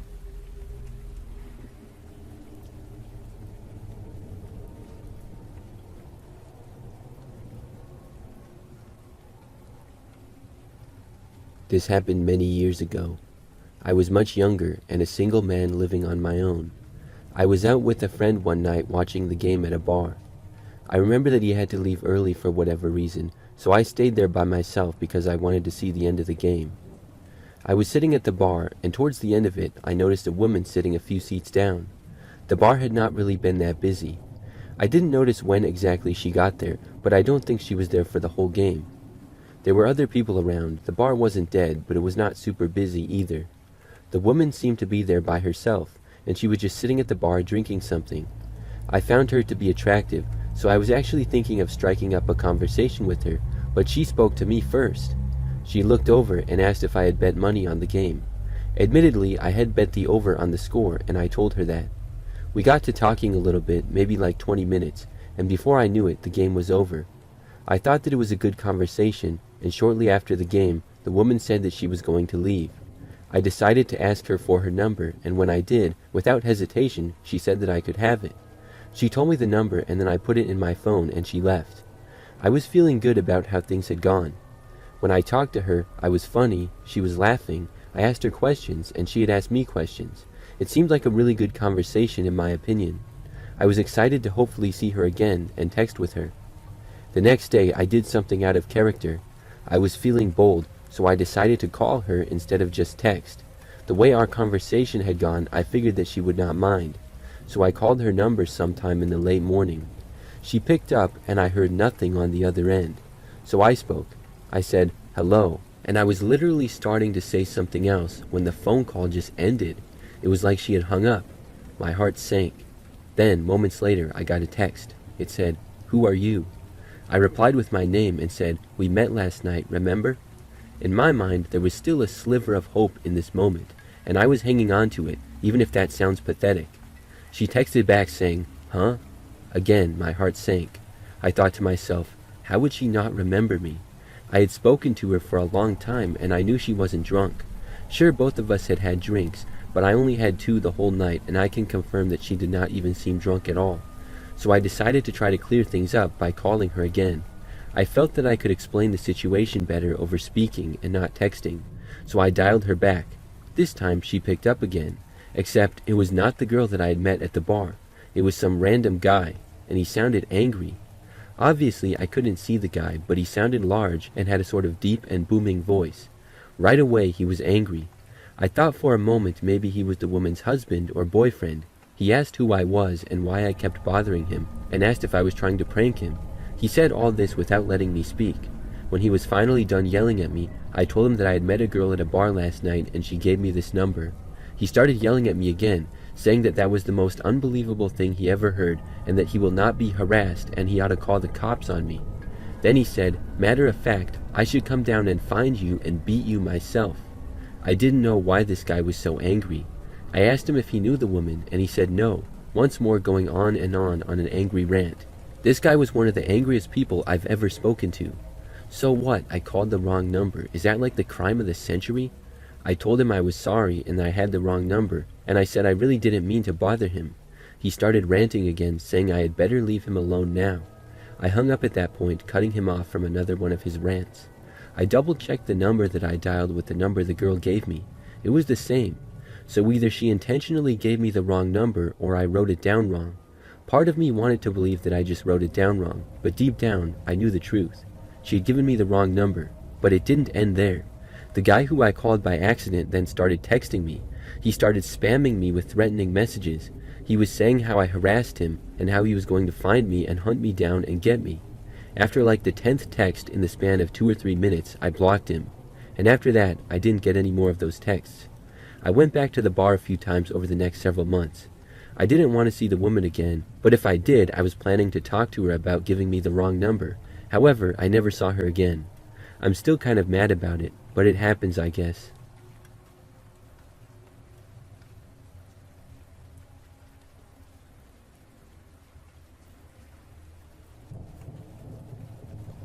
For a little background, this happened last year at work. I'm a woman and work in an office building in a pretty typical job. One day, I was bored at work and didn't have a whole lot to do. I got a random phone call kind of out of nowhere. Being bored, I decided to answer it. I did not know who was calling me, as the number was not one that I had saved. Everybody who I typically talked to was a contact in my phone. This included friends, family, work people, and really everybody. So this was a little bit strange. When I answered the phone, some random guy said hi to me. I said hi. There was a bit of silence, and then I asked who he was. The man said that he must have the wrong number. I told him no problem. However, he did not hang up the phone. Instead, he started asking me questions. He first asked who I was, and I told him my first name. I thought that would lead to him telling me who he was trying to call. But then he asked me where I was, and I said I was at work. I didn't tell him where I worked or anything. He then asked if I lived in the city that I did live in, and I said yes, still curious. I was wondering why he was asking me these questions. I remember that he asked me a couple of other things, but I interrupted him and said that I was at work and I really couldn't talk. The guy was starting to seem weird. So he said okay, and then I hung up the phone. I went on with work, and he didn't call back or anything.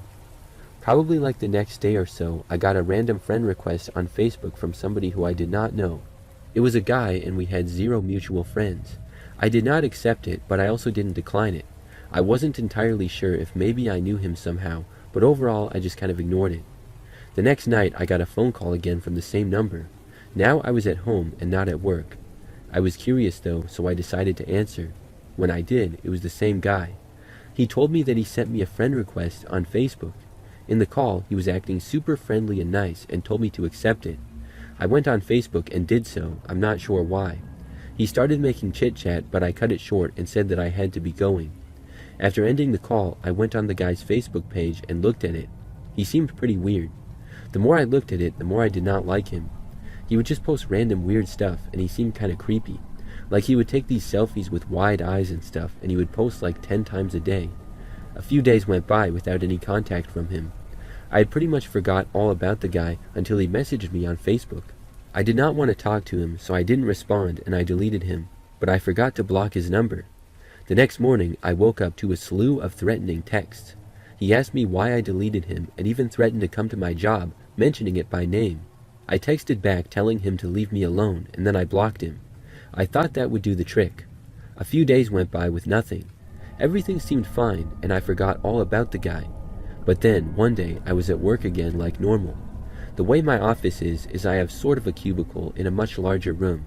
It's not quite a full cubicle though, so I can see around the entire office really. I sit at a table with my computer and there are people kind of all over in the large room. When I was working, I heard some people start talking over near the entrance from the hallway. I looked over and I saw that guy. I couldn't believe it. He had come to my job. He didn't see me right away, as I was kind of in the back corner of the room, not out of sight, but not that obvious either. I instantly ducked down and hid underneath my desk. My coworker saw me and asked what was going on. Meanwhile, the guy was talking to, I think it was Donald, who's one of the guys that works closer to the door. He was asking who the guy was and what he was doing here. The guy was saying that he was there to see someone, but when questioned, he didn't say who. He tried to walk farther in, and Donald was standing right next to him, trying to stop him. I motioned for my coworker to get down for some reason too, so then she hid underneath her desk. I whispered to her the gist of the situation. The guy basically started walking around the office, I guess looking for me, but Donald was eventually able to kind of get him out of the room. He then closed the door and locked it. The guy started knocking on the door and then apparently asked for me, but Donald had had it at that point and yelled at him that he was calling the cops. This finally got the man to leave. I then came out and explained to my coworkers the situation. Everyone was pretty confused, and we all agreed that it was crazy. Thankfully, after that, the man did not return, or else we would have called the cops. I still can't believe that the guy actually showed up at my job. I'm not really sure how he found out where I worked and stuff, or how he even got my number. I really have no idea who he was, but I hope that I never see him or hear from him again.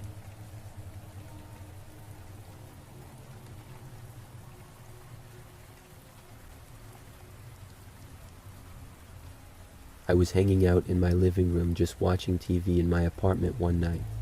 It was a relaxing evening until my phone rang. When I looked, I saw that it was a number I didn't recognize, so I didn't answer. A short time later, I got a notification that I had a new voicemail. I thought that it was odd how somebody that I didn't know had just called me and left a voicemail. I figured it was some kind of a scam, but I decided to play the message. So I went on my phone and listened to it. A person with a kind of weird voice said, "Marcus, congratulations, call me back." My name is not Marcus.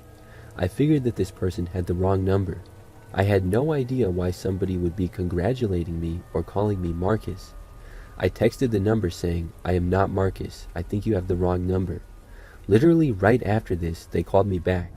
I did not like the fact that they had called me instead of texting me, but I decided to answer to try to clear the air. As soon as I said hello, the man with the weird voice said, "Hi Marcus." The way that the guy spoke was just strange. It was not just the way his voice sounded, but also his tone and overall everything. I stopped him and said, "I'm not Marcus, you have the wrong number." The person insisted that I was. He said, "Marcus, congratulations." I was so confused that I was speechless. I literally said nothing. The guy then said, "Congratulations, Marcus," and then he hung up. At that point, I thought that it had to be now a prank.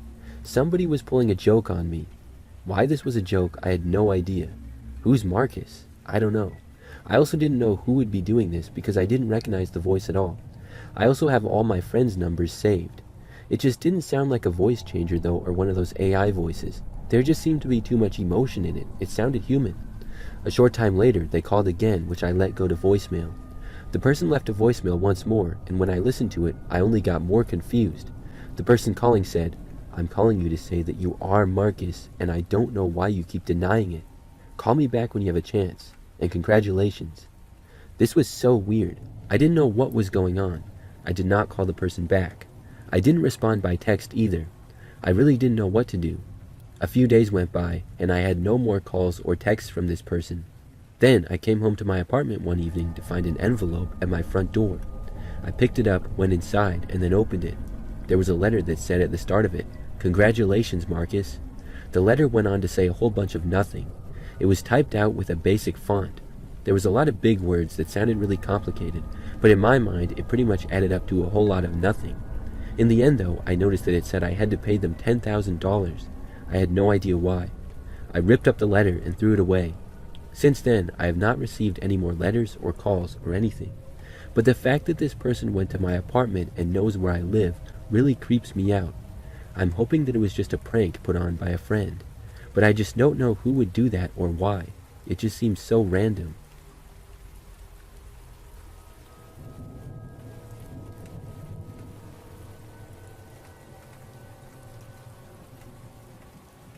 This happened many years ago in the 1990s. I was in high school at the time and lived with my parents and older sister at home. I was constantly using my phone to talk to my friends on almost a daily basis. This was before social media, obviously, and was before texting was really that popular. Every time I would call my friends, I would dial the entire number. There was speed dial and stuff like that, but I just didn't really use it. I had all my friends' numbers memorized, and I could dial really fast. So on this particular night, I was at home by myself. My parents were gone somewhere, I don't remember where, and so was my sister. I was going to call my friend Jacqueline and ask if she wanted to come over and hang out because I was bored. We would hang out at each other's places all the time.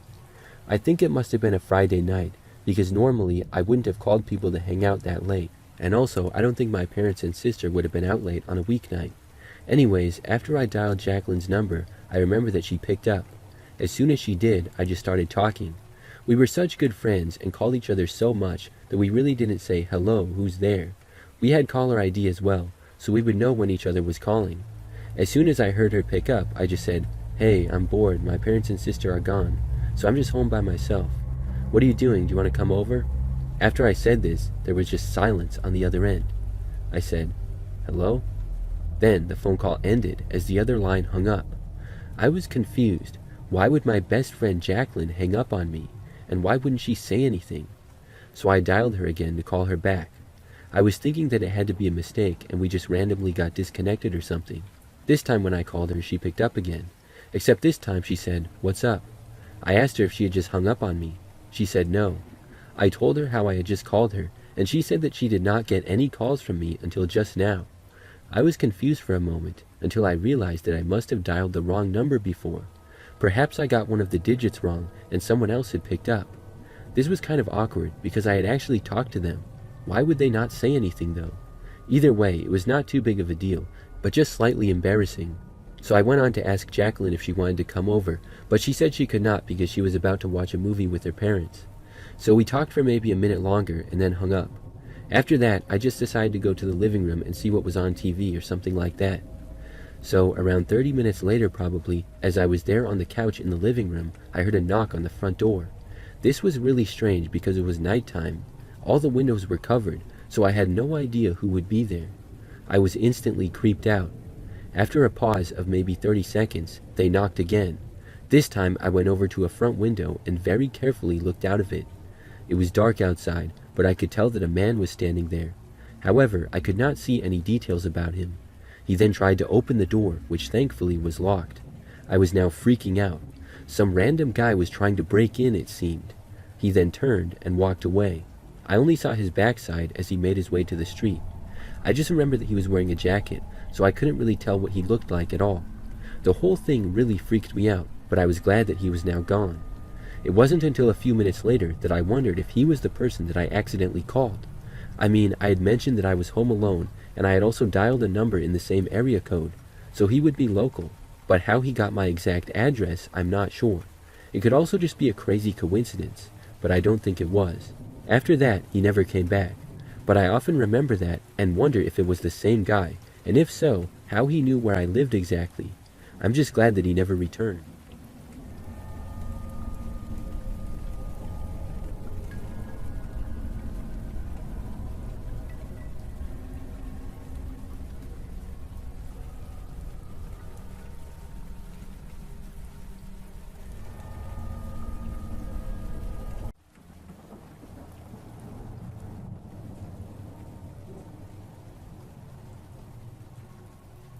About 12 years ago, my boyfriend at the time and I stumbled across what seemed like an unbelievable deal. A quiet little studio on top of a hill that we could rent for almost nothing. The catch was that we had to help maintain the 3 properties on the land and occasionally help our landlord with meals or drive him into town. Usually, if we took him out to eat, he treated us, so it honestly worked out pretty well. The studio itself needed a fair amount of work to be done before it was comfortable. We spent our first weeks doing renovations and fixing things up. Our studio sat at the top of a long driveway. Across the driveway, about 150 feet away, lived our only neighbor.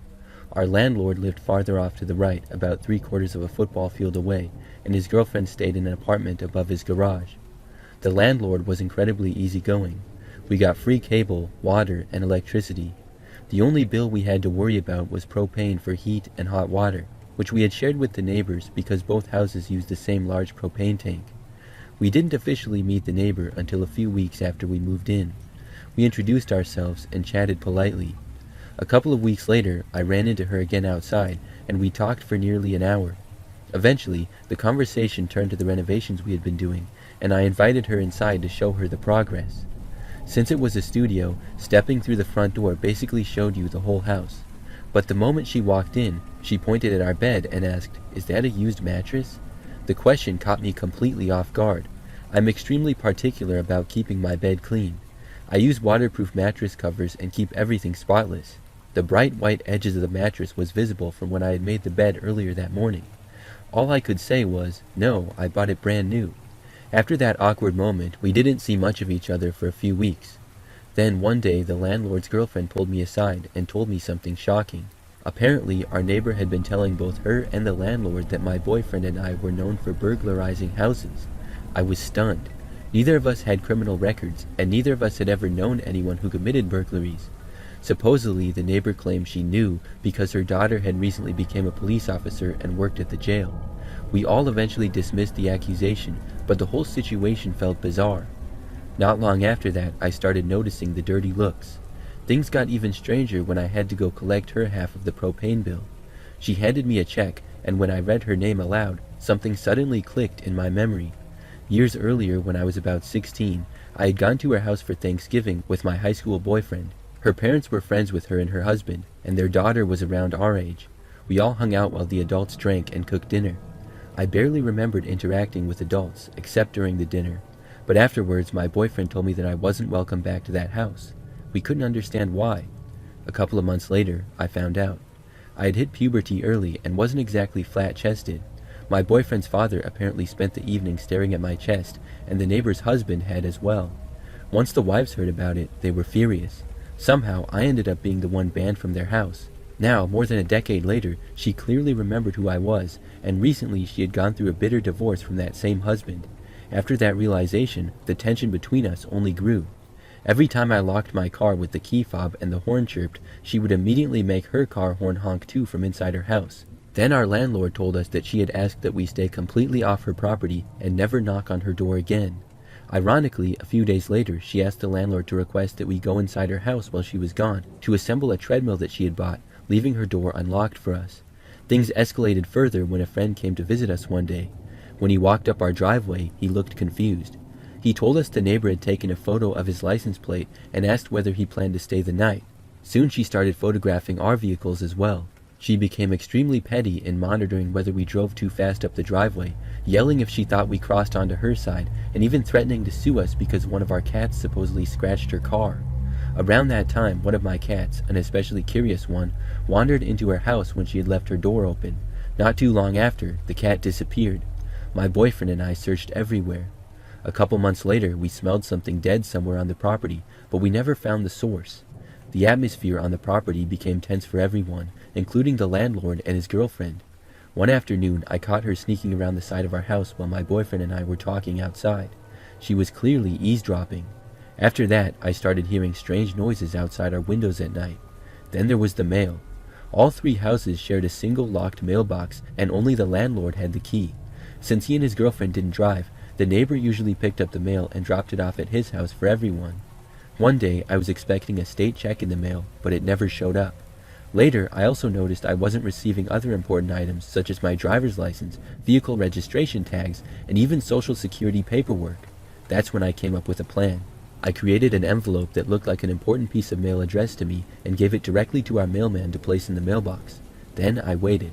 Sure enough, when the neighbor brought the mail to the landlord's house, my envelope was missing. I reported the theft to the postmaster and even contacted the sheriff. But because mail theft is a federal issue and it was during the early recession, the case was never pursued.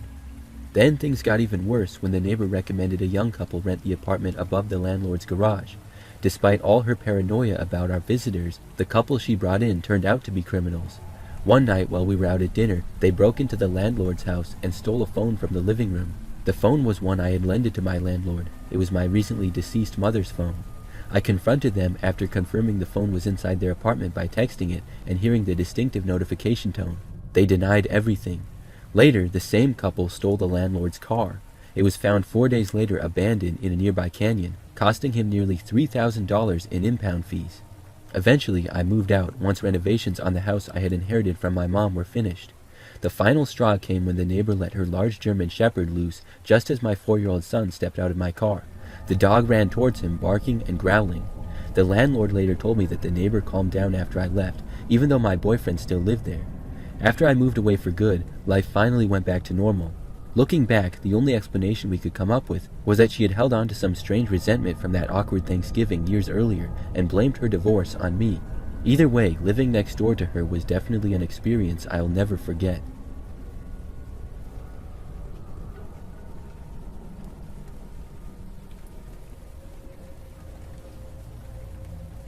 This started when I was in kindergarten or first grade. The neighbors who terrorized us lived one house over, and it's important to know that their teenage son, who I will call Jack, was known as a screw-up. He was caught on camera watching our next-door neighbor showering. My parents were friends with our neighbors, so she told my mom. Then my dad's expensive racing bikes got stolen out of our detached garage. My dad saw Jason riding the stolen bike around the neighborhood, so he thought he should just confront his parents and demand the bike back.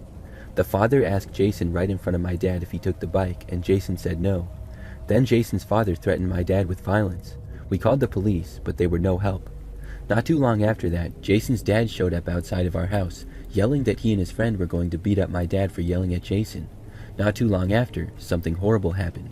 We left our pet bunny and guinea pig outside on nice days, and only if someone was home. That day was one of those days. My brother and I got back from going out with our mom and ran to check on them. I can still see what I saw in my head. Our bunny was drowned in our kiddie pool, and the guinea pig had been kicked across the yard into the alley. My mom, brother, and I were all crying hysterically. They were innocent, and only a psychopath would murder helpless animals. Her injuries were so severe that we had to put her to sleep. Jason's dad did this because my dad had yelled at Jason about stealing his bike earlier that week. My mom had enough and confronted the dad, who just laughed. He said they were just animals. My parents called the police, who informed them that they were at the house constantly anyways, and I can't remember if Jason's dad got in trouble. Time passed for a while without any problems from the neighbors, until one night when I was in 2nd grade.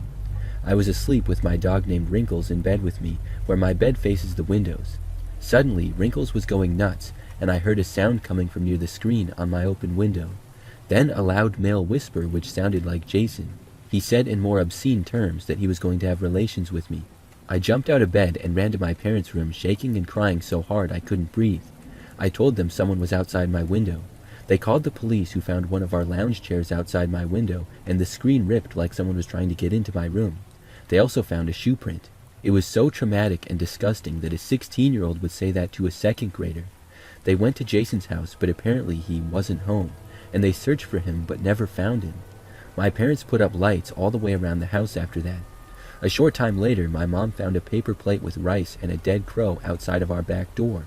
Our evil neighbors moved not long after the husband died.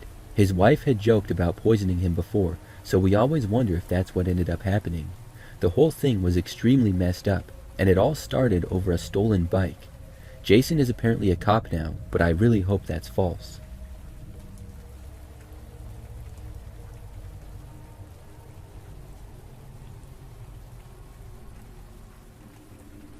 When I moved to my new apartment, everything in my life felt like it was finally working out. I had just been promoted at work after years of grinding. My salary doubled, I bought my first new car, and I was finally leaving my cramped studio for a real apartment. It was a corner unit on the 8th floor with a wide window that looked over the river and the downtown lights. The building looked older from outside, but the apartment itself was great. 2 bedrooms, a decent kitchen, a living room big enough for the couch I had been saving for, and the rent was also lower than anything else I had seen in that area. I signed the lease that same day. The move-in was exhausting, and that night I sat on the couch eating takeout and watching random shows until I passed out. Sometime after midnight, I woke up to noises above me. It sounded like someone stomping on the floor above me. I checked the time, and it was 2:15 a.m. I didn't want to start trouble with my neighbors on the first night, so I ignored it. I put in earbuds and went back to sleep.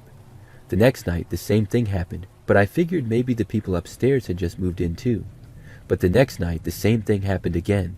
Sometimes I heard what sounded like objects hitting the floor, One night, it sounded like dishes were breaking. Another time, I thought I heard a woman shouting, but the words were muffled and short. It went on every night. By the 6th day in my new apartment, I was barely sleeping. I started coming home from work already stressed, just waiting for it to start again. On Friday night, I got back at around 10:30 p.m. I showered and laid in bed scrolling on my phone. Eventually, the noises started again. That was the moment I decided I was done ignoring it. I put on my shoes and went upstairs. I knocked lightly and then harder a couple times, and stood there for a good 5 minutes waiting for someone to open the door, but nobody came. Confused, I went back down to my apartment, figuring they didn't want to confront me. The next morning was Saturday, and after another long night of noise, I decided I would deal with it once and for all. I grabbed my phone and called the building's front desk. I got no answer though, so I waited a few minutes, threw on my shoes, locked my door, and headed to the stairwell to head down to the main lobby. The stairwell lights were off for some reason, so it was darker than usual. As I started down the stairs, I heard footsteps behind me. They were slow at first, but then they matched my pace. By the time I reached the 6th floor, they sounded closer and were speeding up. I didn't know why, but my chest got tighter and I felt the urge to run down the stairs the rest of the way. As I sped up and ran down the stairs as fast as I could, I heard footsteps behind me accelerating into a run. I ran the rest of the way down and pushed the doors to the lobby. The guard was sitting at the desk, and I told him all about the problems I'd been having with my neighbors upstairs. He looked confused and said that he had only started working there 2 days ago. He didn't know anything about the building yet or the residents, but he mentioned the previous guard had worked there over 10 years and lived a few streets away. He gave me the address. I drove there immediately, and the old guard was very friendly and let me into his place. I explained everything I had been dealing with yet again to the older guard. Eventually, he sighed and told me there used to be a couple living in that unit above me. They argued all the time, and everyone in the building could hear it. He went on to say that one night the husband snapped, and the neighbors heard fighting, things breaking, and someone screaming.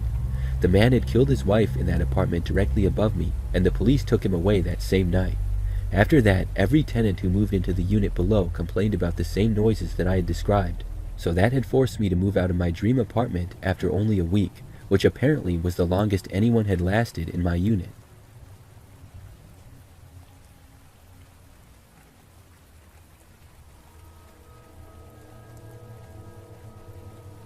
My girlfriend and I have been together for a little over 2 years now.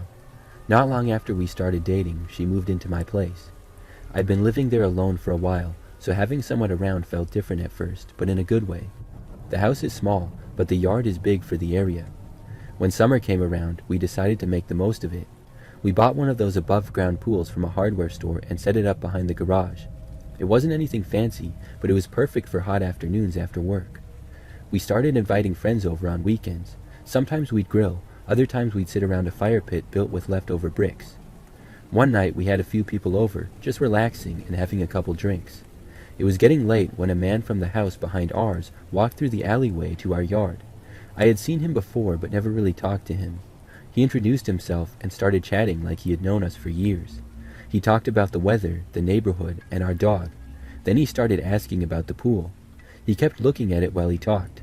"Looks nice," he said. "Must be good on days like this."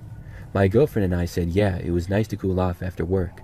Then he said something like, "I wish I had something like that, and I see you two out there all the time." He was probably around 50 or so. We were both in our early 20s. I didn't think much of it at the time.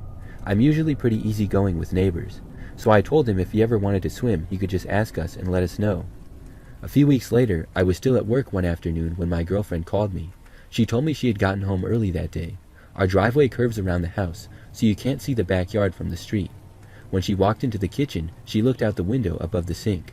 That window looked straight into the yard, and the neighbor was in our pool, just floating there. She told me she froze for a second because she didn't expect to see anyone back there. I told her to stay inside and I would be home as soon as I could. By the time I got back, he was gone. I was mad. I knew I had told him he could swim sometime, but I meant with permission, not just showing up when nobody was home. So I took the ladder off the pool and put it in the shed so that nobody could use it unless we took the ladder out. Later that evening, I saw the guy outside while walking the dog. I told him he couldn't just come into our yard like that. He apologized and said he thought it was fine because of what I had said before. He promised it wouldn't happen again. For a while, things were quiet. But after that, we started noticing him more often. He would stand in his yard and look towards our house. Sometimes he would be out there when my girlfriend got home from work. Sometimes it was late at night, too.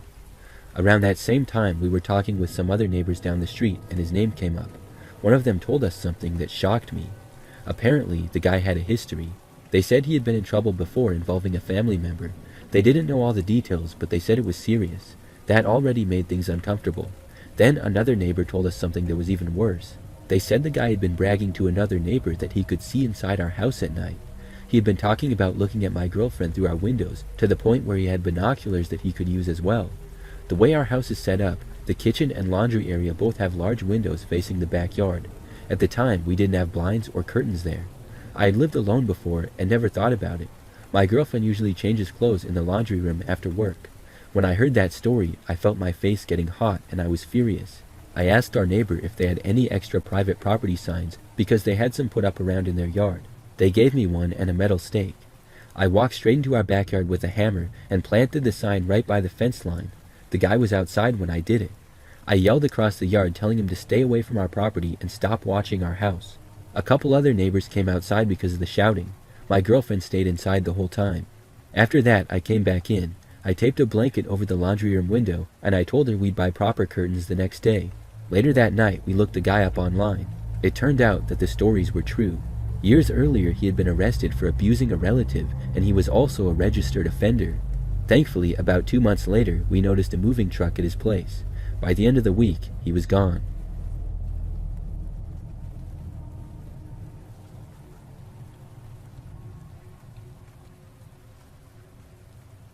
When I was 19, I rented a small basement unit with my sister and her baby.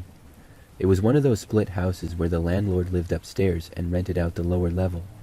The place wasn't great, but it was cheap and close to where I worked. The landlord was a quiet guy in his late 50s. He didn't talk much, but he always seemed to be around. A couple months after we moved in, he told us he needed to bring someone over to check the water heater. While the repair guy was there, I noticed he paid more attention to us than the heater. If I walked from the kitchen to the living room, his eyes would follow.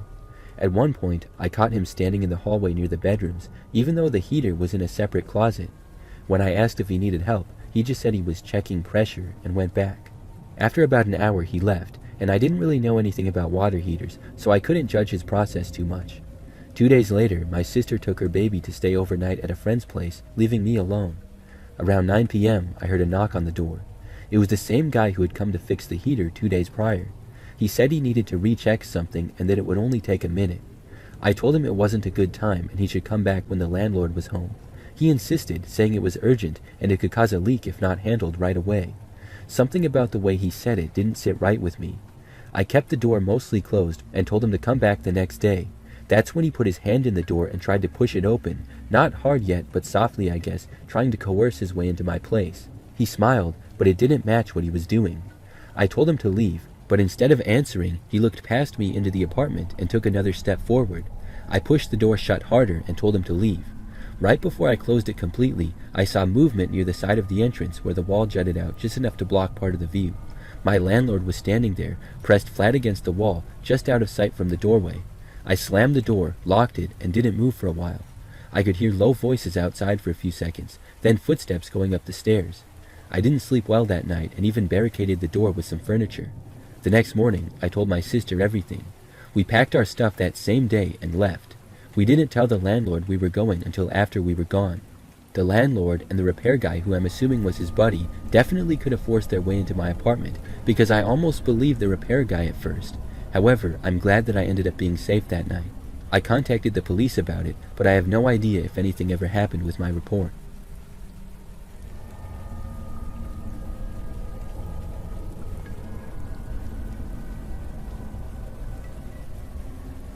This happened to me on January 17th, 2026. The neighbors were fighting next door. I heard the loud yelling and thumping from the weak walls of the apartment. At this time, I was in the kitchen preparing meals and getting ready to receive some packages. Then, out of nowhere, someone started to knock at my front door. It started out normal, but quickly started getting louder and more demanding. I went to look through my peephole and saw that there was a lady there. Her huge eyes were looking back at me. I stepped back and I asked what she wanted. She started asking for a phone and whining. The lady really wanted me to open the door, but I didn't want to. She started to shake the doorknob violently and then began pushing and clawing at the door. I walked away. The lady that lives with me also went to check through the door from the noise. She was actually considering opening the door to that crazed woman. I kept telling her not to, and I was even so scared that I weaponed up. If she comes in, we're all going out together, was the only thing going through my mind in that moment. We didn't open the door though. Instead, we kept asking what the lady wanted and telling her to go away, but she did not. Here's some audio I recorded of the event.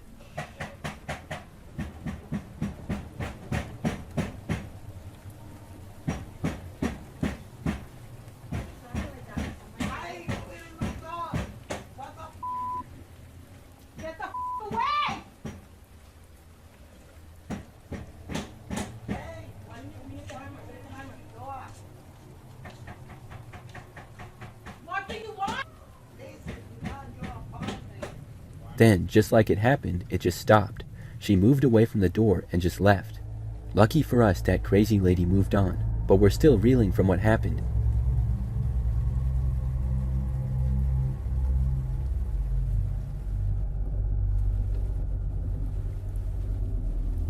Back when I was a kid, we moved into this new house when I was about 8 years old.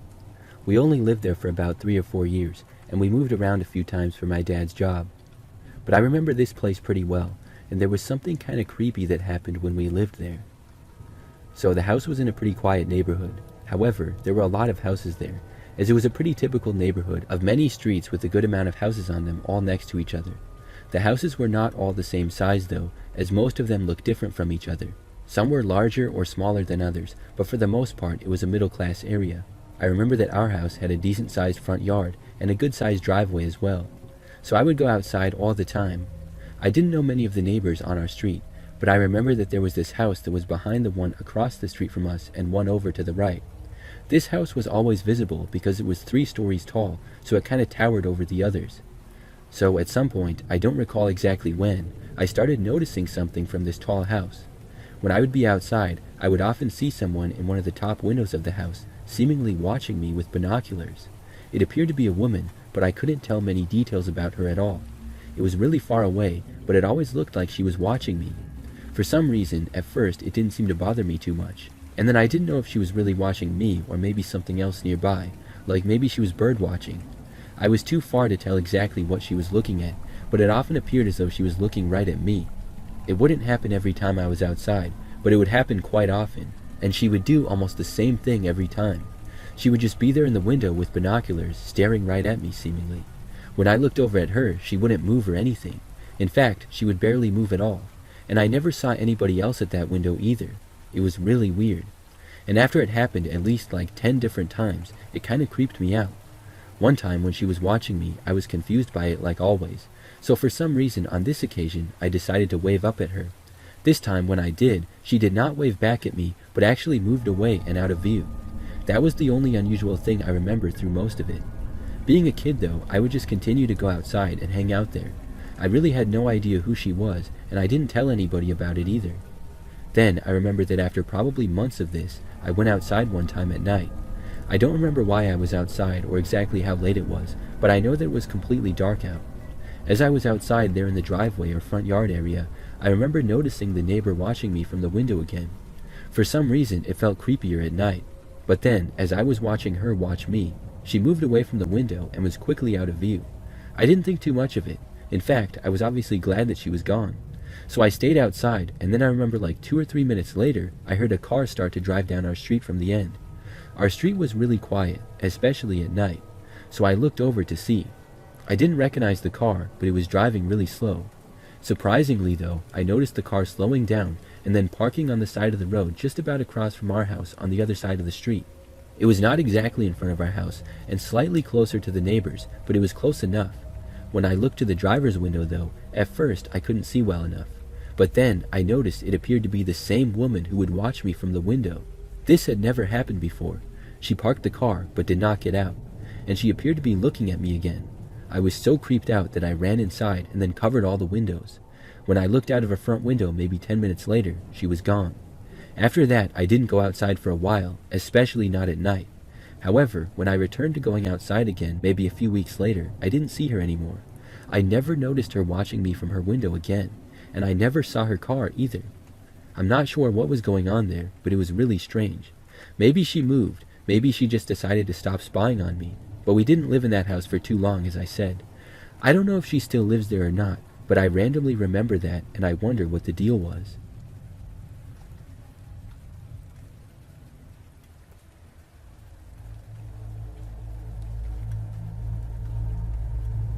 I live with my husband in a house that we've had for a few years now. Last year, something crazy occurred. We know some of the neighbors, but not everyone. Some I will just recognize, and others I've actually talked to and are friends with. People around here seem nice, and we've never had any problems with anyone. Generally, nothing crazy has happened here, and things will usually be pretty calm and quiet. For a little more background, I work a job where I get there early and generally am back home by 3 p.m. and sometimes 2. My husband will arrive home at a more normal time of around 5 or so, and we both work on weekdays. So one day, after I got back from work, my cell phone rang from a number that I didn't recognize, but it had a local area code.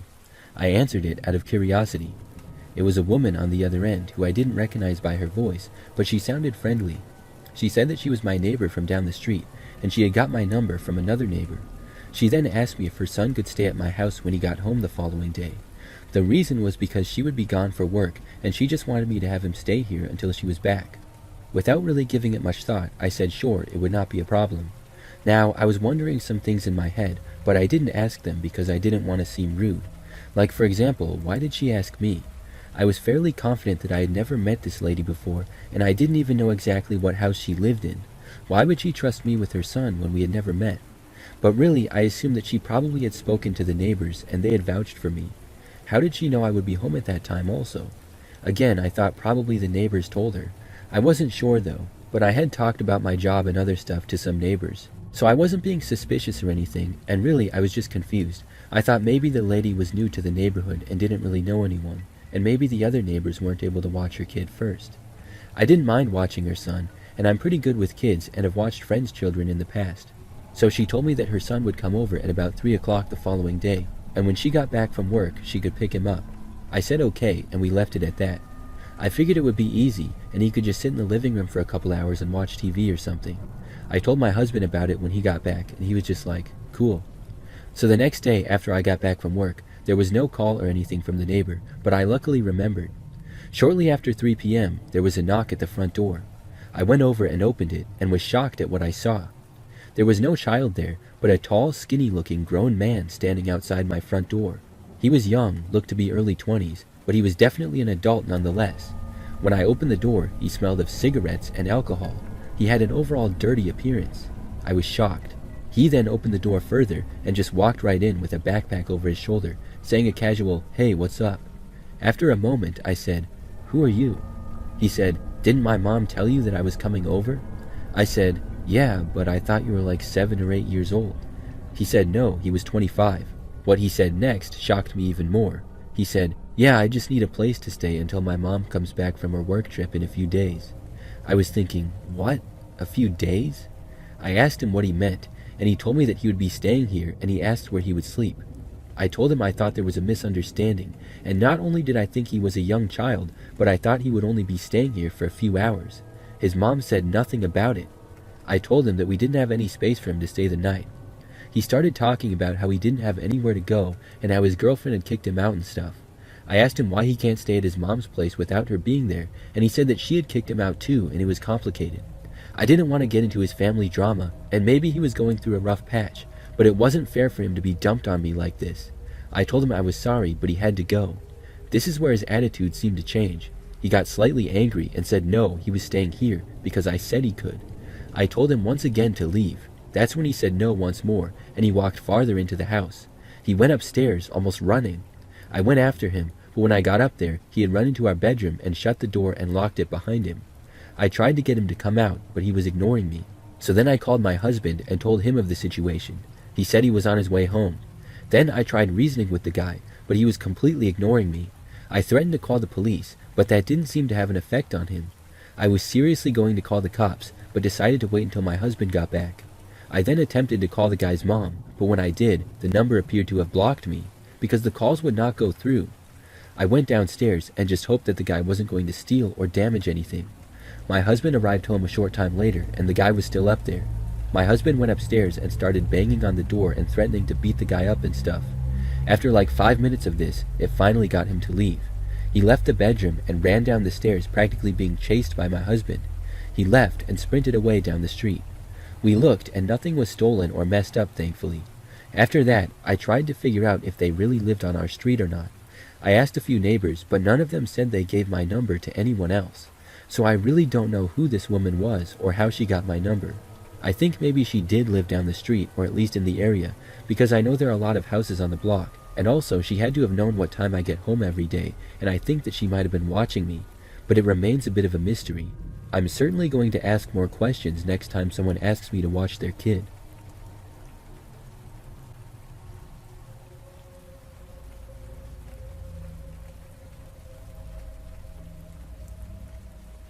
I live in what I've always considered to be a quiet and safe neighborhood. Nothing much seems to happen here. The houses are slightly spread out, and it's not quite out in the country, but not that close to the city either. I know most of the neighbors, and I'm friends with a good amount of them. A few years ago, I was at home with my wife, and it got to be late. The weather was nice, and I had been doing a little bit of work out in the garage. Nothing that crazy, just messing around with some old junk. I left the door open because I had many times before and nothing had ever happened. When I was inside and it was getting pretty late, like after 10 p.m., I heard my wife say something. She said that it looked like Jeff was coming over. He's a neighbor that lived a short ways down the street. I knew him decently well, and I had talked to him many times before. Occasionally, we would stop by each other's places if we saw each other outside working on something or something like that. I went over to the window and wondered why he would be coming over so late at night. I watched Jeff walk up the driveway, but instead of going and turning to go to the front door, he went straight. This led him straight towards the garage and out of my sight. I thought that he must have been thinking I was still in the garage, so I went to get my shoes on and go outside. Within probably a minute, I left the house. I walked over to the garage, but when I got there, Jeff was gone. He was not in the garage and was nowhere in sight. I called out but got no response. It was so strange because I knew that I had just seen him walk up my driveway. I went in the backyard and then went back to the front, and he just wasn't there. But then, after going back in the garage, I noticed something. A few of my things were gone. Could Jeff have stolen them? Nothing else made any sense. I went back inside and told my wife about the crazy situation. She didn't know what to make of it. I decided to go over and talk to Jeff the following day. So the next day, I went to his house and knocked on the door, but he did not answer. I was a little suspicious, but maybe he just wasn't home. After that, though, I was always sure to close my garage. So sometime, maybe a week later or so, I happened to notice Jeff outside. I walked up and approached him, and he seemed normal at first. I told him how I saw him walking up my driveway the other night, but he completely denied it. I told him he took my stuff, but he denied that too. He said that he thought I must be joking. To be nice, I said I must be mistaken then, and then I left. I didn't want to get into a big argument with my neighbor. I didn't think it was worth it. The stuff that he stolen was valuable, but not that valuable. I wasn't that desperate to get it back. So I went back home, and since then, we haven't spoken.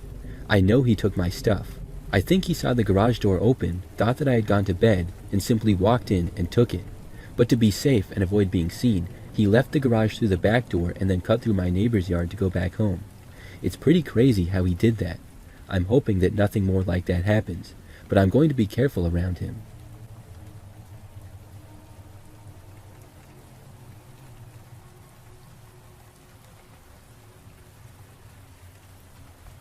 I live by myself in an apartment. When I first moved in here, I got a rude awakening, literally. It was probably like my second or third week living here. I have a small one-bedroom apartment in a pretty decent building, and my place is on the second floor. It's a nice place overall, not a dump by any means, and most of the people seem nice. At the time, I didn't know any of my neighbors immediately around me though. So after a short time there, one night I was awoken to the sound of someone knocking loudly at my front door. I got up and out of bed, seeing that it was after midnight, and I went to see who was there.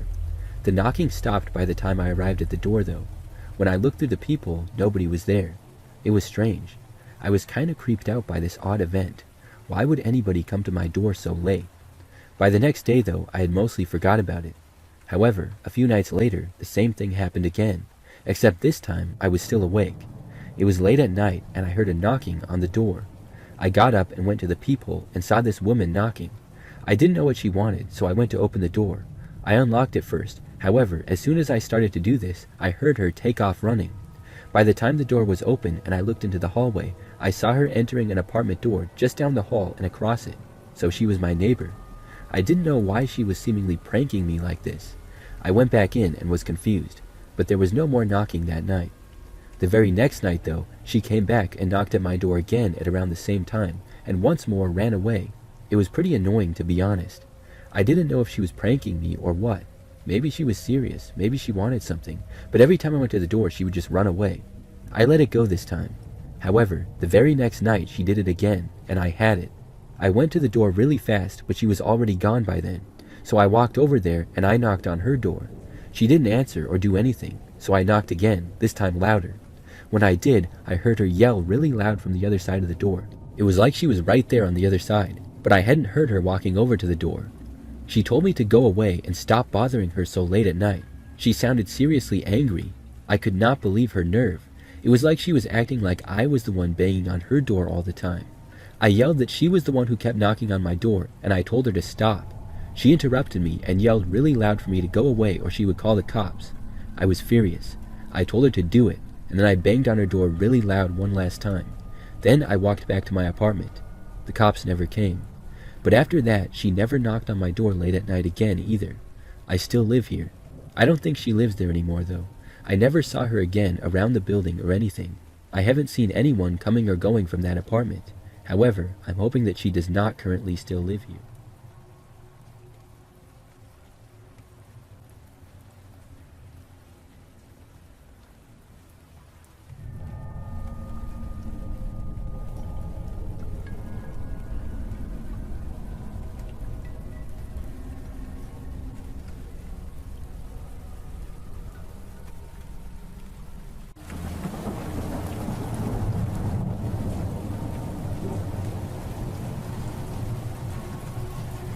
This story takes place back when I was in college. I attended a large university that was a couple of hours from where I'm from. I had lived in the dorms with my roommate Rachel the previous year. The two of us decided to rent a small college house together for that upcoming school year. We were able to find a place that was cheap that we could afford, but it didn't come with any furniture, so we had to get some. Mostly we would look on Craigslist for either free or really cheap furniture. After getting the lease for the house in June, we got a couple of things over the summer.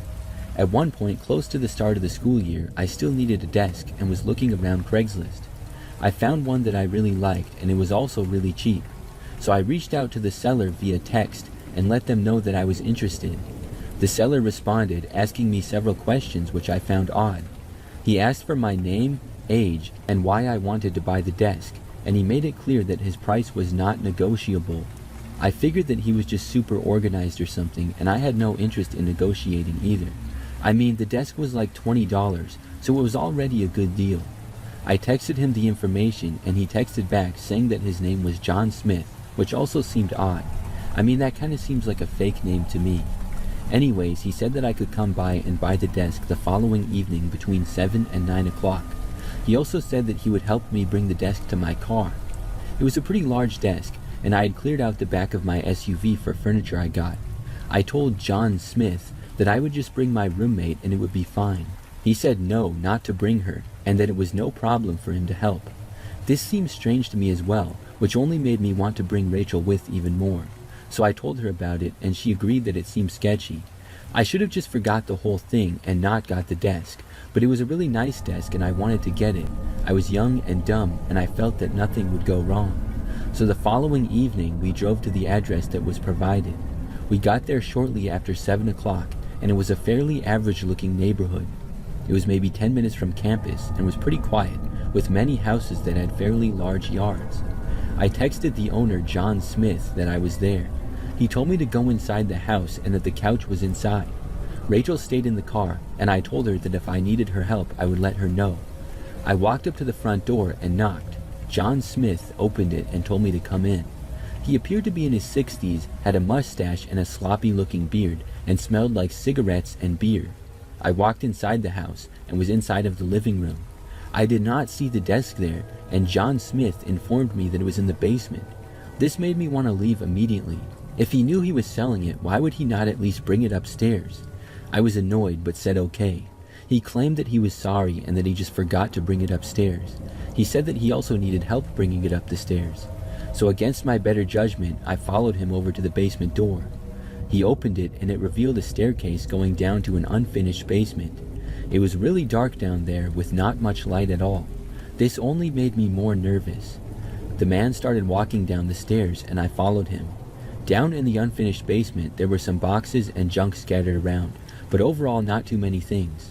When we got to the bottom of the stairs, we then walked a little ways into the basement. I looked around, and finally I spotted the desk that I was buying. It was completely backed against a corner of the basement far away. This was odd because the listing for the desk showed it being in a room with natural light. I remembered that, so it had to have been upstairs. The man then started walking away. Not towards the desk though, but towards the stairs. He then started to walk up them. I was confused and also really nervous. As the man was making it to the top of the stairs, I didn't know what was going on. And just then, I heard a sudden knocking from the front door of the house. It had to be Rachel. The man stopped on the stairs and looked back at me, and in an angry tone asked, "Who's that?"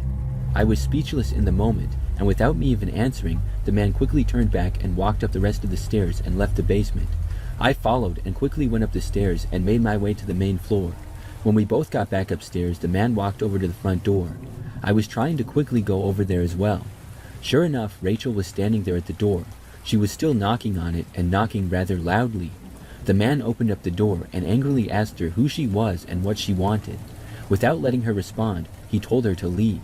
Rachel said she was my roommate, and I walked over and went past the guy. He angrily yelled at me and said that I was supposed to come alone. I didn't want to argue with the guy or anything. I just quickly walked past him, and Rachel and I then ran through the guy's yard and back to the car. He was yelling and cursing at us the whole time. Then we left and drove back home. By the time we returned, the Craigslist listing was deleted. I still made a report to Craigslist about him though. I'm guessing that John Smith was not his real name, but I do have his address. I never heard anything more, so I don't know if anything was done about him. I guess technically he didn't commit any crime, but it was sure as sketchy as can be. The fact that he wanted me to come alone was a major red flag. I should have never gone there, and I'm glad that Rachel came to the door when she did. She told me that she just had a bad feeling about it, and it seemed to be taking a long time. So she decided to just knock on the door and see how it was going. But when nobody answered the door for a while, she started loudly knocking. Thankfully, it worked.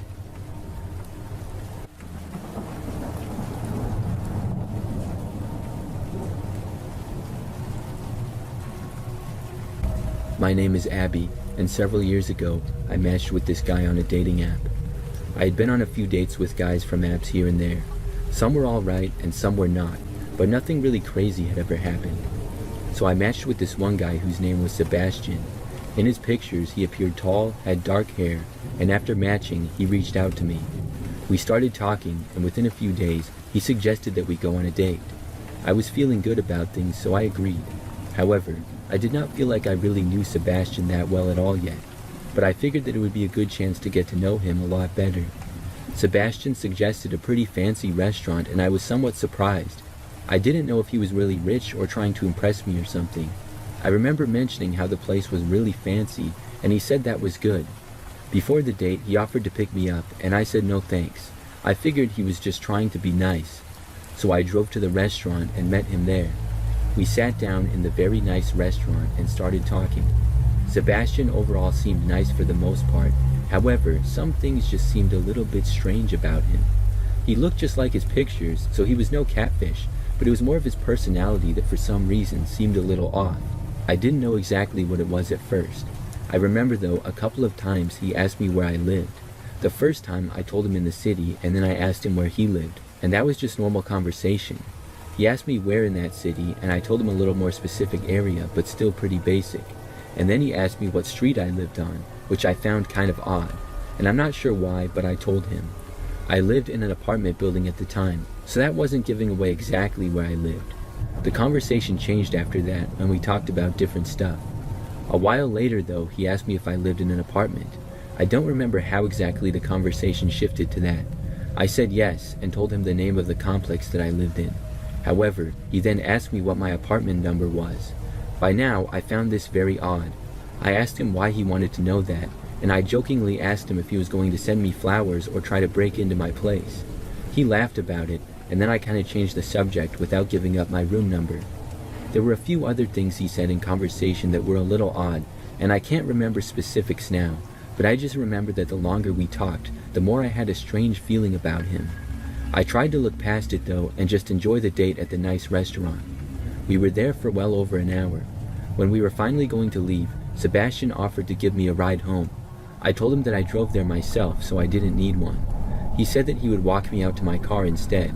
I said that was okay, so we walked out to the parking lot, hugged, and then went our separate ways. I got into my car and drove back home to my apartment.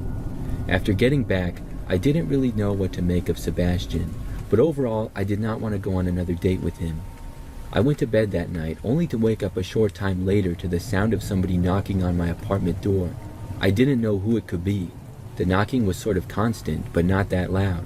I got up and walked out of my bedroom and over to the front door. The knocking had sort of stopped by then.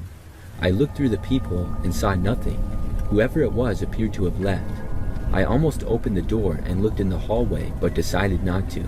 So I started to walk back to my bedroom to go back to sleep, as I was not even 100% awake yet. But on my way back to my bedroom, I heard another knock. This was very strange, and I walked back over to the door and looked through the peephole again, only to see nobody there once more. I was really confused at this point and didn't know what to make of this. So I just kept looking through the peephole. I'm not sure why, but I kept looking for like over a minute straight. Then, as I was still looking, I saw a man suddenly come into view, and surprisingly, it appeared to be Sebastian. He quickly knocked on my door again, and then even faster went to the side of the door going out of my sight. I was extremely creeped out by him now. I wasn't sure what to do, but I certainly was not answering the door. Somehow, Sebastian knew where I lived. I stood there by my door for a minute or so. I just wanted him to go away. Then he knocked again. That's when I figured I should do something. I yelled loudly, "I called the police, Sebastian." Not long after this, I thought I heard footsteps walking away. I didn't hear any more knocking for at least 5 minutes, and at that point I decided to look in the hallway. I very carefully opened my door just a crack. The hallway appeared empty. I looked around and he was nowhere in sight. It seemed as though I finally got him to leave. Then I reported Sebastian to the dating app and then blocked him everywhere. And since then, I have not seen or heard from him. I don't live in that apartment anymore either. I still don't know exactly how he knew which apartment was mine. Obviously, I had told him where I lived as far as the apartment building, but I never gave him my room number. I also didn't notice being followed home by him or anything. The only thing I can think of is maybe somehow he did follow me home, but he must have been very sneaky. Or else he got to my apartment and asked somebody if they knew where I lived maybe. Either way, that was by far my craziest experience with a dating app.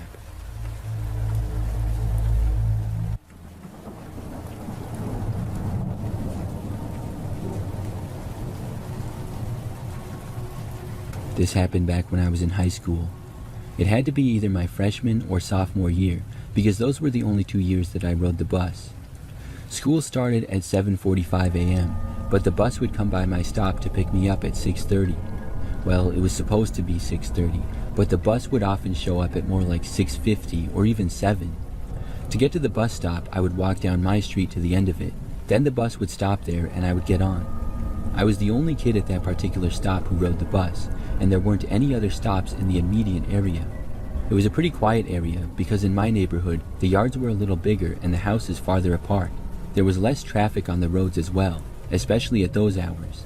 Across the street from the bus stop were some woods and houses spread out pretty far. So one morning, I walked down my street to the end where the bus stop was.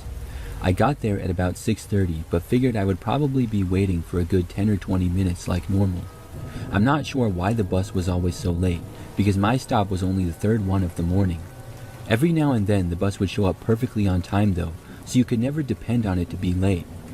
So I stood out there in the dark because the sun hadn't come up yet. It was very quiet and there were no other cars on the roads at all. I waited and waited. I was pretty tired from having to get up so early like I often was in high school. Then I noticed headlights in the distance. I figured that it had to be my bus. When it came closer, I noticed that it was in fact a bus, but not mine. It looked different. It slowed down when it got closer to me. Then I noticed that this was not the typical bus. My bus was the normal standard yellow school bus, but this one was like a really light yellow, almost white. It was slightly shorter than usual and looked older and more beat up. Now, in the past, one time we had a different bus for whatever reason, and I had a substitute bus driver once as well, so I thought that maybe that was the case. But when that happened, the bus had actually looked newer and in better shape. Something about this just gave me a bad feeling. The bus slowed down even more, and then came to a stop right across the street from me for me to get on. I did not cross the street. I started to get a bad feeling like I should not get on the bus. I looked and could see the driver. It was not the usual bus driver that we had. This guy had a dark gray and also part black beard. He was wearing a hat as well and looked over at me.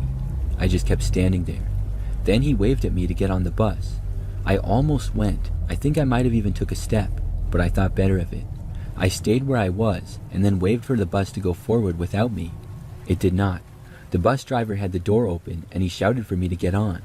I looked in the windows and could see that there appeared to not be any other kids on the bus at all. Normally there would be 3 other kids on the bus at that point, as I was the 3rd stop and one of the stops before me had 2 kids at it, so this was just really weird. I said no and then turned around and started to walk away. I was going back towards my house, and then something unexpected happened. As I was walking back down my street, I heard the bus turn onto my street behind me. I looked back and it was indeed going onto my street, something that had never happened before. At that point, I started to run. That's when the bus stopped. I then heard the beeping as it backed up and then turned around and went back onto the busier road in the direction that it had come from. I was so confused. I stopped and then went back to the bus stop feeling really creeped out now. That bus was nowhere in sight anymore as it had drove away. I stood there in silence wondering what had just happened. I was glad that I didn't get on that bus though. I figured that if it was somehow the bus I was supposed to be on, I could tell my mom that I missed it and she would drive me to school. That's something that happened a few times before, and even though it took my mom out of the way to get to her job, she could still do it. I stood there at the bus stop and the time approached 6:50. Then I saw more headlights. Another bus drove down the street. I thought at first that it was the same bus coming back, but it wasn't. This was actually my correct bus, the same one as usual. I saw a few students on already, and the bus stopped for me. I crossed the street and got on. It was the normal bus driver and students. I don't think I was ever so happy to see them before. I got on the bus, went to my seat, and then rode the bus to school, wondering what would have happened had I got on that other bus. I never saw that other bus again. To this day, I wonder who it was driving it and why he drove to my stop. Was it something innocent, like a substitute bus driver who just got lost or got his route mixed up or something? Or was it something terrible, like a kidnapper trying to pose as a bus driver? I'm not sure, but I'm so glad that I listened to my instincts and didn't get on that bus.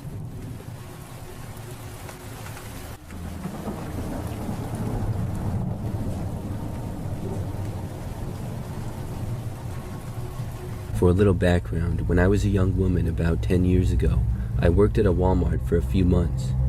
I worked as a cashier and was just 20 years old, working during the summer when I was back home from college. The Walmart was not far from where I lived, and they were always hiring with it being a large store and whatnot. So after getting the job, things went well for a while. Then, one time, this man came to my checkout. He looked young, but probably a few years older than me. Overall, I would not say that he was ugly, but I will say that he was not very attractive. When he was at my checkout, I was scanning his items that he was buying, and he told me that I was beautiful. I was happy to get a compliment and told him thanks. He then asked me what my Instagram was. I don't know why, but for some reason, I gave it to him.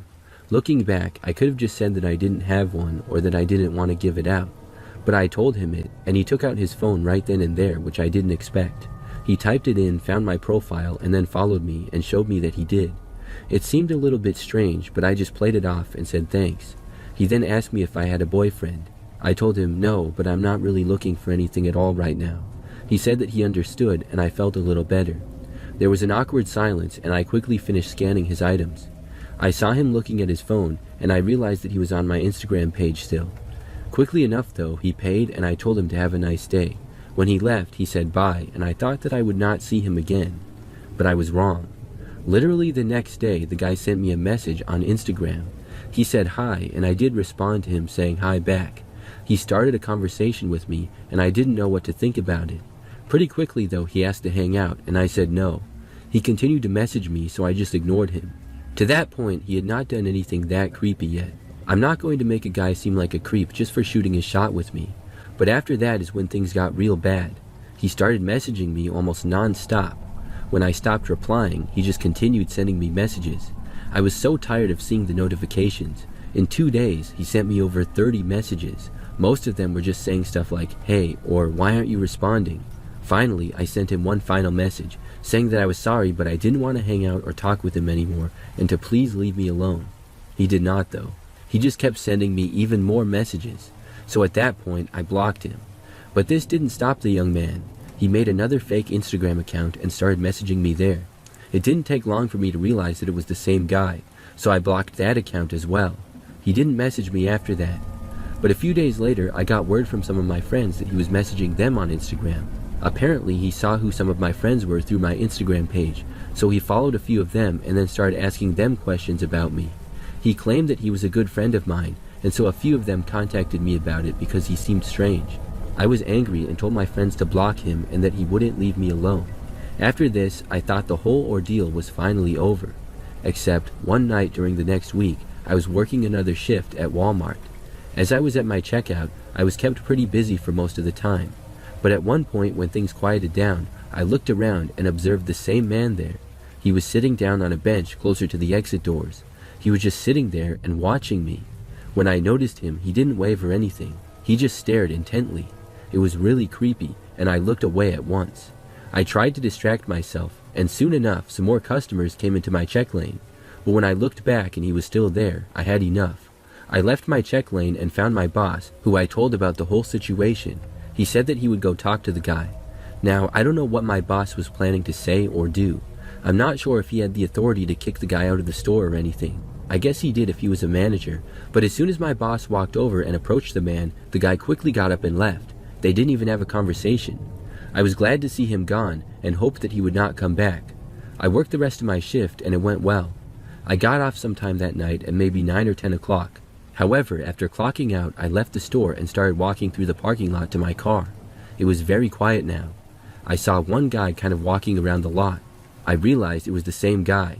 He was not standing by my car, but I hoped that he wouldn't notice me. I turned and started walking to another row of cars closer to mine. But then he did notice me. I saw him start walking in my direction. I bolted for my car and ran there. I was able to make it, but the guy reached the car right after I did. I went inside and locked the doors, and he started knocking on my window. I didn't waste any time and just drove away. After that, I actually called my boss and told him about the guy to make him aware of the situation, because if this were to continue, I would not feel safe coming to work anymore. Thankfully, I was off for a few days. When I returned to work, I was told that the guy was banned from the Walmart. Apparently, he showed up again, I guess to look for me, but he didn't buy anything and just walked around. Based on him following me to my car, the manager trespassed him from the store. I think that was enough for him to finally leave me alone once and for all, because I never saw him again after that. I only worked at the Walmart for about another month though. Looking back, it was a pretty creepy experience.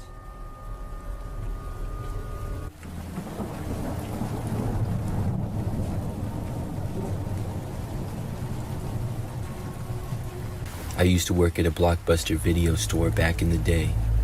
I think that I worked there for about a year and a half, and I was able to work my way up to manager. One night, I was by myself towards the end of the shift. It was a quiet night, and I was closing. At my store, it closed at 9 p.m., and for the last hour or so, we didn't really get any customers. So as far as I was aware, the store was completely empty besides me. When 9 p.m. was approaching, I went around to make sure nobody was there and straighten up a few things. However, when I got towards the back end of the store, I heard a noise. It was the sound of somebody walking, and I realized that I wasn't alone. It was strange because I hadn't heard or seen anyone in the longest time. Whoever was in here must have almost had to be hiding or something. I called out asking who was there, but I got no response. I said that we were closing soon, but there was still nothing. The footsteps were not that far away, and whoever was in here was just a few aisles out of my sight. I walked closer. I looked around but still couldn't see anything. I could hear them walking away like they were trying to move away from me. After walking faster and going around a corner, I finally saw for a split second a woman go around another corner away from me. She was wearing a winter coat and hat and had dark hair.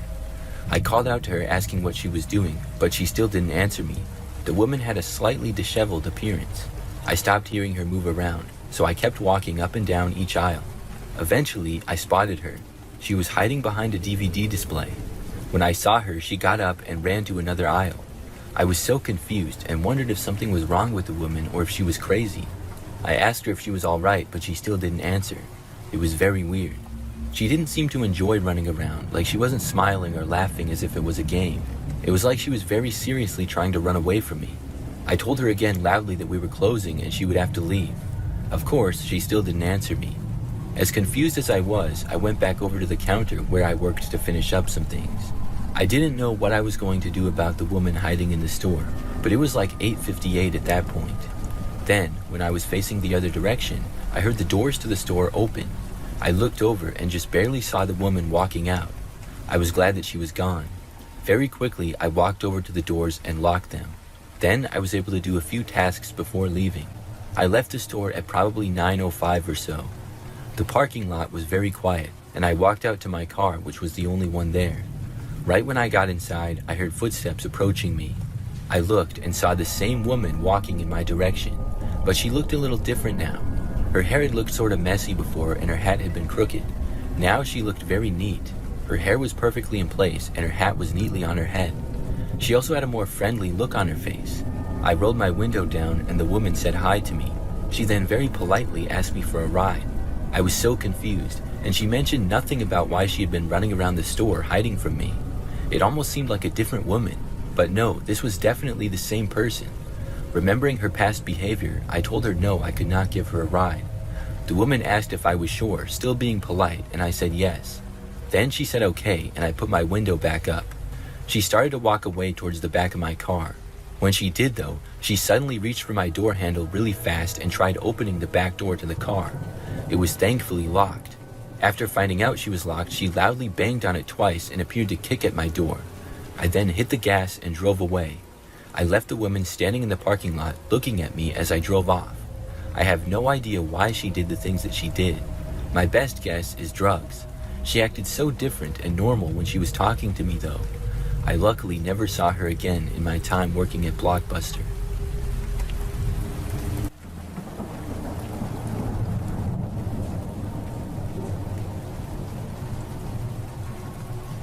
One night, I was home alone watching a movie on TV. I'd been flipping through the channels until I found something interesting, like I often do. I live by myself in an apartment, and it's a pretty average place for the most part. As it got to be late at night, I was starting to get tired. Out of nowhere, randomly, there was a knock on my apartment front door. At first, I thought that it was one of my neighbors complaining about the noise. The volume of the movie on my TV was pretty loud, to be honest.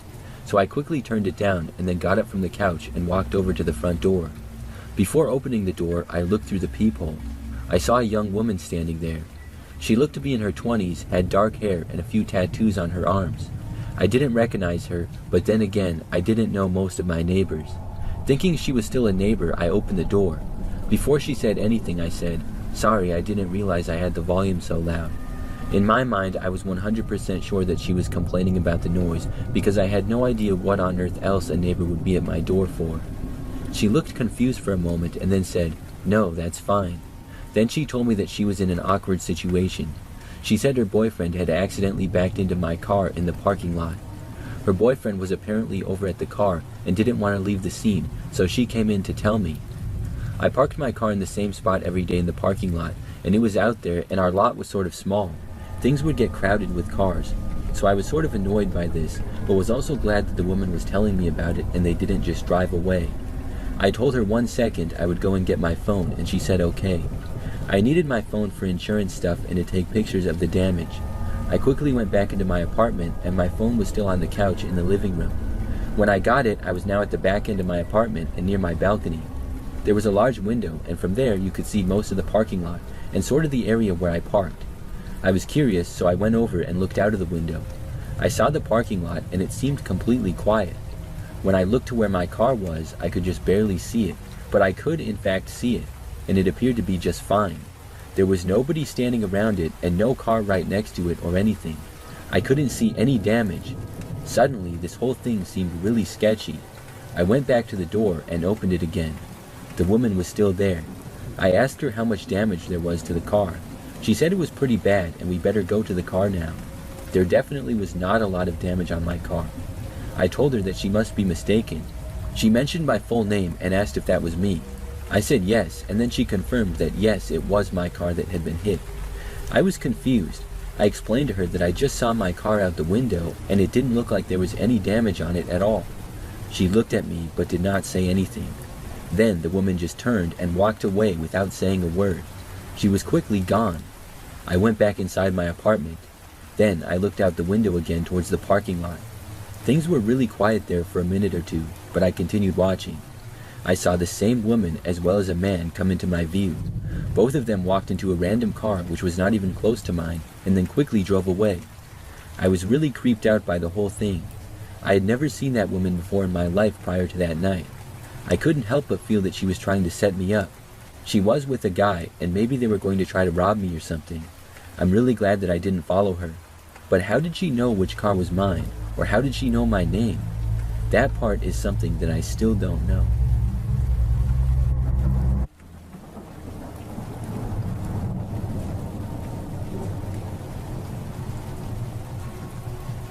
This happened a few months ago. I was hanging out at my girlfriend's apartment one night and I ended up staying kind of late. This happened all the time, but it wasn't a big deal because I only lived a few miles away. It was just under a 10-minute drive to get back to my place. By now, as you could imagine, the roads were very quiet. So that's how I noticed that I might be getting followed not long into the drive. I didn't know for sure, but I just remembered that a car was behind me and when I turned at one road, it did the same thing.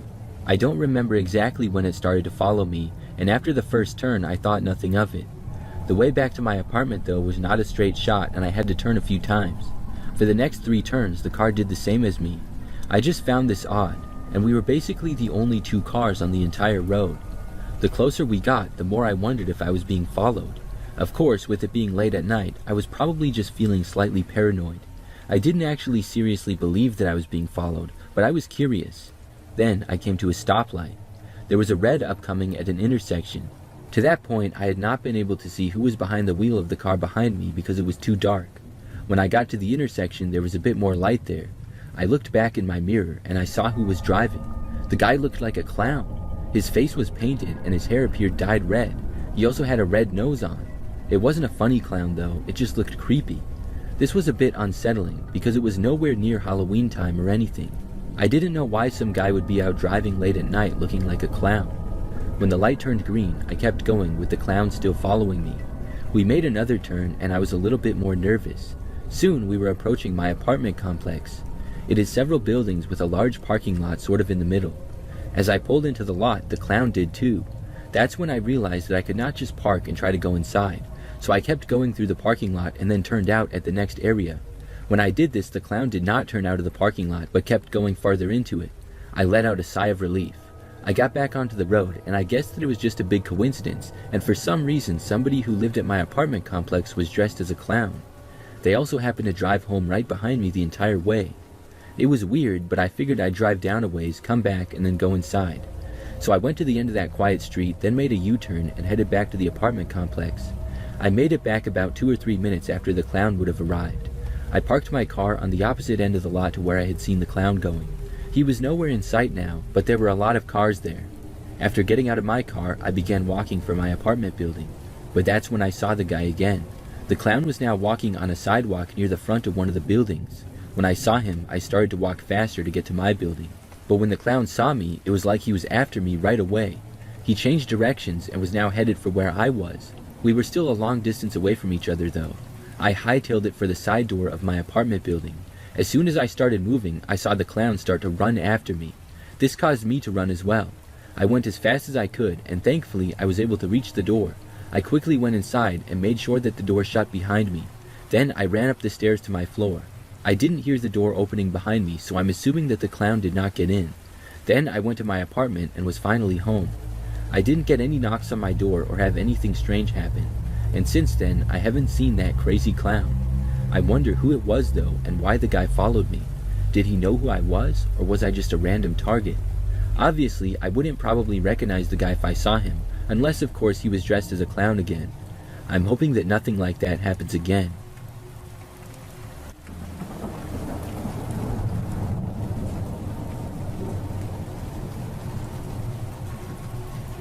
Last year, I went shopping at a really large mall. It was a weekend, so it was very crowded and tons of other people were there. In some areas, it was hard to even walk through the walkways because it was so crowded. I was there for a few hours and did a decent amount of shopping. However, in the time that I was there, I was pickpocketed. At least, I'm like 90% sure that I was. I would always keep my wallet just inside of my back pocket, which was a terrible habit. Habits are hard to break though, but I obviously don't do that anymore. So anyways, I just know that when I left the mall, I realized that I did not have my wallet anymore. And despite me keeping it in a bad spot, it had never fallen out before when I sat down or anything. After realizing that I didn't have it, I quickly canceled my credit cards. Then I looked everywhere that I could think to look. There was really no use though. Surely somebody would have picked it up.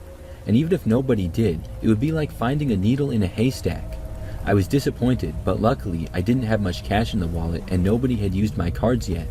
I thought that I would never get it back, and so when I was home, I started ordering new credit cards. I also looked into getting a new driver's license. I was pretty disappointed, but what could I do about it now? However, late that night, I got a text from a random number I did not recognize. The text said, "Meet me tomorrow night at 11 p.m. and bring $100 cash to get wallet back." It also had an address which turned out to be a park near the city a ways away. I texted back asking who this was and where they had got my wallet. They didn't respond though. I wasn't sure what I should do. Had they stolen my wallet or found it? I was pretty sure that they had stolen it. I considered getting the police involved, but I figured that I couldn't prove that this person stole it and not just found it. The fact that they wanted me to bring $100 really made me mad though. After thinking about it, I decided that I would go and meet with them at the park. But I told my friend Marty about it, and he agreed to go with me to get my wallet at the park.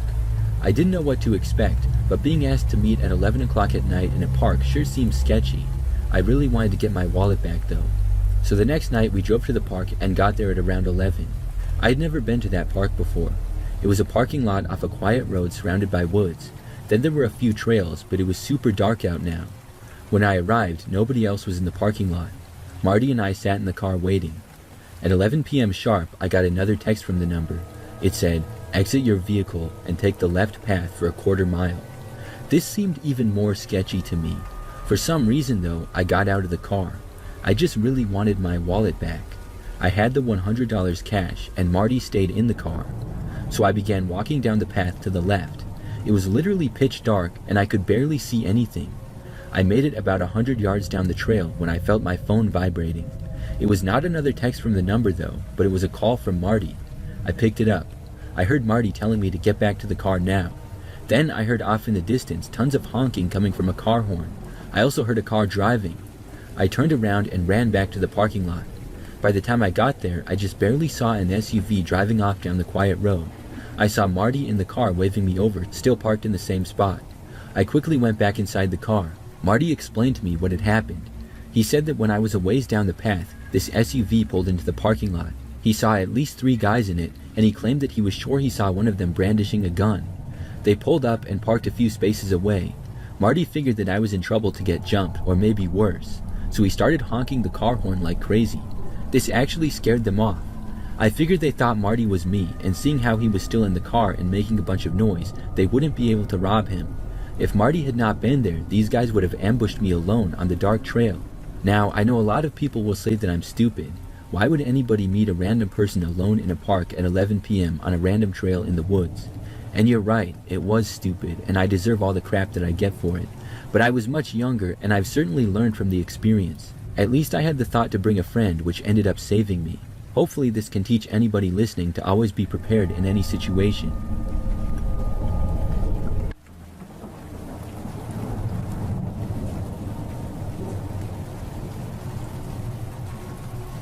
For almost a year, I worked at a Subway restaurant in my local town. I was able to become a manager there, and the town that I lived in was pretty small, so I often worked by myself. I was able to open or close the store if I needed to, and we usually wouldn't be that busy. It's more of a rural area, so other than weekends or the early evening, it was never that busy. One night, I was working a closing shift by myself. For the last few hours, it was dead and we barely had any customers. When we closed, I did some cleaning and final tasks, locked up, and then left for the night. I got to my car, which I had parked kind of far away in the parking lot. You see, the parking lot to the Subway is connected with this other parking lot, That was for an office building, and it sort of went around a corner. As I sat in my car reading some texts before leaving, I could still see the subway sort of. I noticed a man walk up to the doors and try to open them. I wasn't quite sure where this man had come from because no other cars were around, but after trying to open the doors, the man did not leave. He just kept standing there, and I could see that he was looking inside now. I decided to go let him know that we were closed, so I started my car and then I began driving towards the man through the parking lot. I remember that as I was doing this, he looked over at me and then started to walk away from the subway. I drove a little bit closer, stopped, and rolled down my window. I said that the subway was closed and told him the time that we closed at. He just said okay and then continued walking off. Then I drove away and went home. So the next night I was working the exact same shift. I was by myself closing again, and it was a pretty similar night to the previous one. We didn't get very many customers, and then I closed up and left like usual. This time though, after leaving, I was low on fuel, so I went over to the gas station that was nearby. The station was about a half-mile down the road, but in the opposite direction from where I had to go to get home. So I went back there and filled my tank. Then I was back on the quiet road going home again. There wasn't really anybody else out on the roads at this hour. This road happened to go right by my work of subway again. When I drove past, I looked over, probably because I worked there. However, when I did, I saw that there was a man standing next to one of the windows. This wasn't something that was that easy to see if you were just driving by, but I was able to notice him. It was a side window that he was at, and the man was standing in the grass, so it looked really strange. I wasn't sure what was going on, so I slowed down and pulled over to the side of the road. When I did, I had a little bit better view of the guy, and he looked just like the man from the night before. This was really strange. After stopping on the side of the road for less than 10 seconds, the man turned around and looked over at me. That's when I saw him turn back around and start jogging away from the subway. Pretty soon, he was out of my sight. After him running away like that, I realized that he was probably going to try to break in. I stayed where I was for a minute or so longer, and then I drove away. When I did though, I called the police non-emergency number and alerted them about it. It was very suspicious if nothing else. The next day the subway was fine and had not been broken into or anything, and for the next few times that I worked at night, I didn't encounter the man or anything strange at all. But like 2 weeks after this, I saw on the internet a news story that a subway across town had been broken into. I don't know, but I'm guessing that maybe it was the same guy. Maybe he just changed locations after I kept foiling his plans. Who knows, but I'm glad that he didn't break into the subway that I worked at.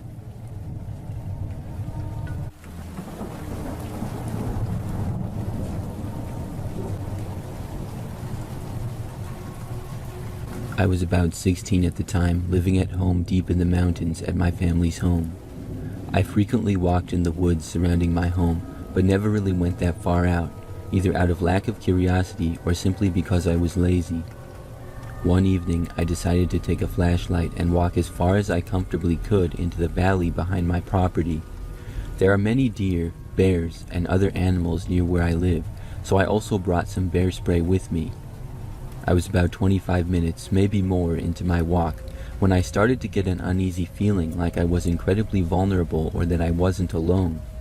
I shrugged it off because I probably wasn't alone. I mean, there's a lot of wildlife in the forest, so it's not like I can just expect to be alone. I neared the creek that flowed around the property and I noticed some garbage. There were some pots and pans next to the water, as well as what looked like a tattered sleeping bag and some shoes. I didn't think much of it and I continued my walk, thinking about it every now and then and wondering if somebody was camping out near our house. It was almost completely dark by now, so I turned around and began to walk home. I kept glancing over my shoulder back towards the creek, worried that somebody might be behind me. About 5 or 6 minutes of walking in the pitch black, and I heard some branches snap a little ways behind me. My blood ran cold, and I felt my heart skip a beat. I turned around and spent a minute just shining my flashlight in every direction, wondering if a deer or even a bear was following me. Once I felt sure that nothing was there, I kept on walking. Not even a minute later, I heard running footsteps trampling behind me. I didn't even turn to look and see what it was or who was there. I just began running as fast as I could. I'm pretty sure I called out, pleading with whatever it was or whoever it was to stop. I desperately sprinted through the trees, trying to keep my flashlight pointed forward so I didn't trip or fall. I kept hearing footsteps stomping behind me and branches being snapped off the trees violently. I heard pained grunting and what sounded like someone violently growling. I began crying out of fear. I heard one loud growl or scream right behind me as whatever it was seemed to have fallen or slipped up, and I kept sprinting and never dared to look back. I eventually stopped hearing the running behind me. Once I made it to my property line, I saw the light of the house in the distance ahead of me, and I turned to see if I was still being followed. What I saw still torments me even now. A freakishly tall man standing about 100 yards away from me with my flashlight barely illuminating him. He was wearing what looked like a tattered hoodie and no pants. I stood there for a moment, struck with fear, waiting to see if he would move. As I was about to turn away and run the last stretch to my house, he started sprinting viciously towards me. By vicious, I mean he was almost on all fours, using the trees to propel himself further, grabbing at the ground, lunging towards me. I let out a scream and ducked under my fence and sprinted as fast as I could back to my house. By the time I got there, I was completely out of breath, my throat hurt, and my knees were sore. I shined the light back towards the woods and saw the man at my fence waving at me, his tall, slender figure towering above the fence. I quickly made my way inside and locked all the doors. I woke my dad up and told him what happened. I don't remember exactly what he did about it, if he called the cops or just let it be, but I don't think anyone else ever saw the guy again. I still never go out into the woods alone or any time near dark, and I certainly stay away from the creek. I don't know if he's still out there. Hopefully he packed up the camp, which I assumed was his, and moved on.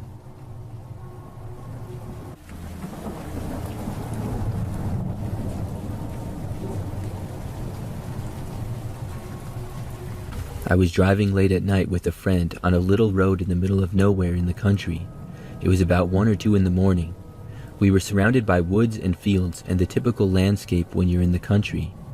After a tight corner in the middle of a forest, we saw a lady on the side of the road a few feet in front of us. Immediately my friend, who was the driver, slowed down the car to see if she needed help. Personally, as we were approaching this person, I started to feel uncomfortable. I told my friend, and he said, "Nah, don't worry, I will just ask her if everything is okay." When we stopped the car, she looked at us and said that her car had a dead battery and she needed some help. She was in her 40s, maybe 50s, with long gray hair which looked really dirty. At this point, I was wondering how this situation was possible.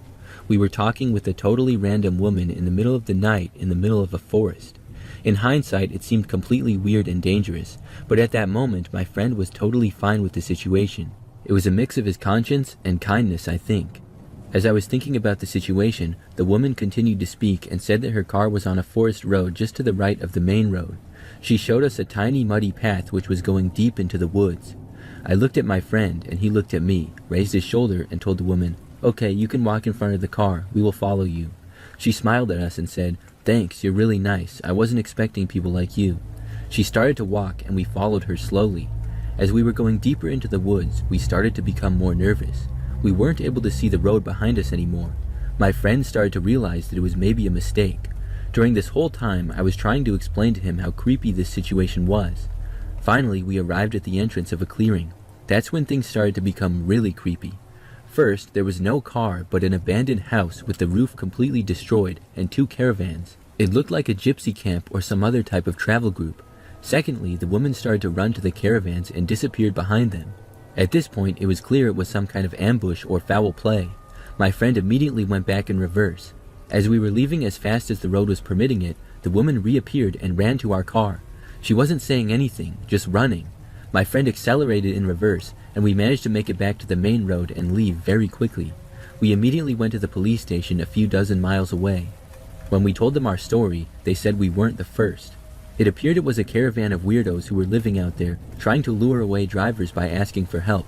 All the people in the area knew them, so they were aware of them, and it was a very remote road, and there weren't a lot of strangers passing by.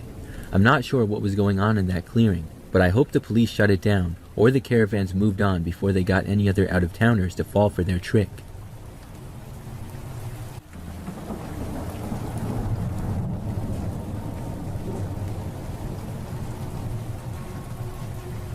I used to go to Chuck E. Cheese sometimes when I was a kid, and I always enjoyed it.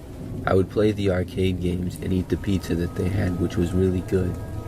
Several of my friends had birthday parties there, and I had one once as well. But my scariest experience happened one time when I went there with my best friend David. I was 7 years old, but I remember it like it was last week. I just remember that we were there on, I believe, a Saturday morning, and we got a bunch of coins and started playing all the arcade games. David's mom took us there, and I was going to David's house to hang out afterwards. After playing arcade games and winning tickets for a while, I remember that I was standing not too far away from the playground area. There was a spot that was basically like a play place that you would see at a McDonald's or Burger King. It was a slide with some monkey bars and tunnels and stuff that you could crawl through. I glanced over and I saw a kid looking through the window of one of the elevated tunnels leading to a slide. He was just staring at me really intensely. The kid was maybe a couple of years older than me and I didn't recognize him. I even looked around wondering if he was staring at me or somebody else, but he was definitely staring right at me and it was really weird. I looked away and then I moved to another area out of view of the kid. After that, I pretty much forgot about it and moved on to some other game. Maybe like an hour later though, I was still in the arcade with David. I remember that I noticed the kid that was staring at me again. He was staring at me once more with the wide eyes and intense stare. I was sure that he was trying to scare me or prank me and was joking around, but it was still really weird. He was standing really far away this time and basically on the complete other end of the arcade. Once more, I decided to just walk away. I went to another area and played a different game there. I thought the kid was pretty strange that was staring at me, but I just did my best to forget about it. And pretty quickly, I was able to. We stayed at the Chuck E. Cheese for maybe another hour or two, I'm not sure exactly. Then David's mom took us back to David's house, which was not that far away from the Chuck E. Cheese. When we got back, David and I mostly hung out in his living room. I'm pretty sure that we just played video games and some other stuff around the house. The next thing I really remember though was at nighttime. My mom was going to come and pick me up pretty soon, but in the meantime, I was in the living room with David, which was at the front of the house. I remember that I looked out of David's front window into the street. By now it was dark out, and I saw what appeared to be the same kid from Chuck E. Cheese standing in the street. He was staring at me once again with wide eyes like before. It was the creepiest thing I had ever seen. David saw him as well, and we both quickly covered the windows with the shades. After that, we didn't look back out of the windows until my mom was there. When I left, I did not see the kid anymore, so he must have gone. I remember telling my mom about it, but she didn't seem too concerned. I think she thought I was exaggerating, or she just didn't think it was that weird. But I still think it was really weird to this day. I'm not sure if the kid was one of David's neighbors. David didn't seem to recognize him. I guess it's still possible though, and to me, that's the only thing that makes sense. Overall, I still don't know why the kid would stare at me like that, especially to stand out in the street at night. It was very strange. Luckily, I never saw that kid again after that.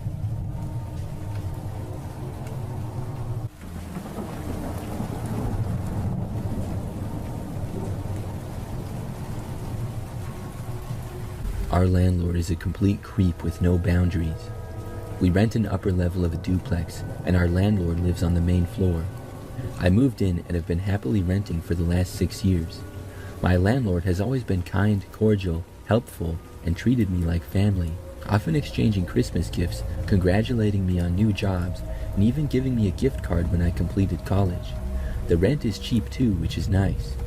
2 years ago, my boyfriend moved in with me, and it's been a hectic 2 years of combining households and trying to get organized while quickly realizing we're outgrowing our space. My landlord also retired from his job and has been home more. Within the last year, though, things have gotten weird around the apartment. Over the winter, our landlord stopped us on the way out the door when we were headed to work.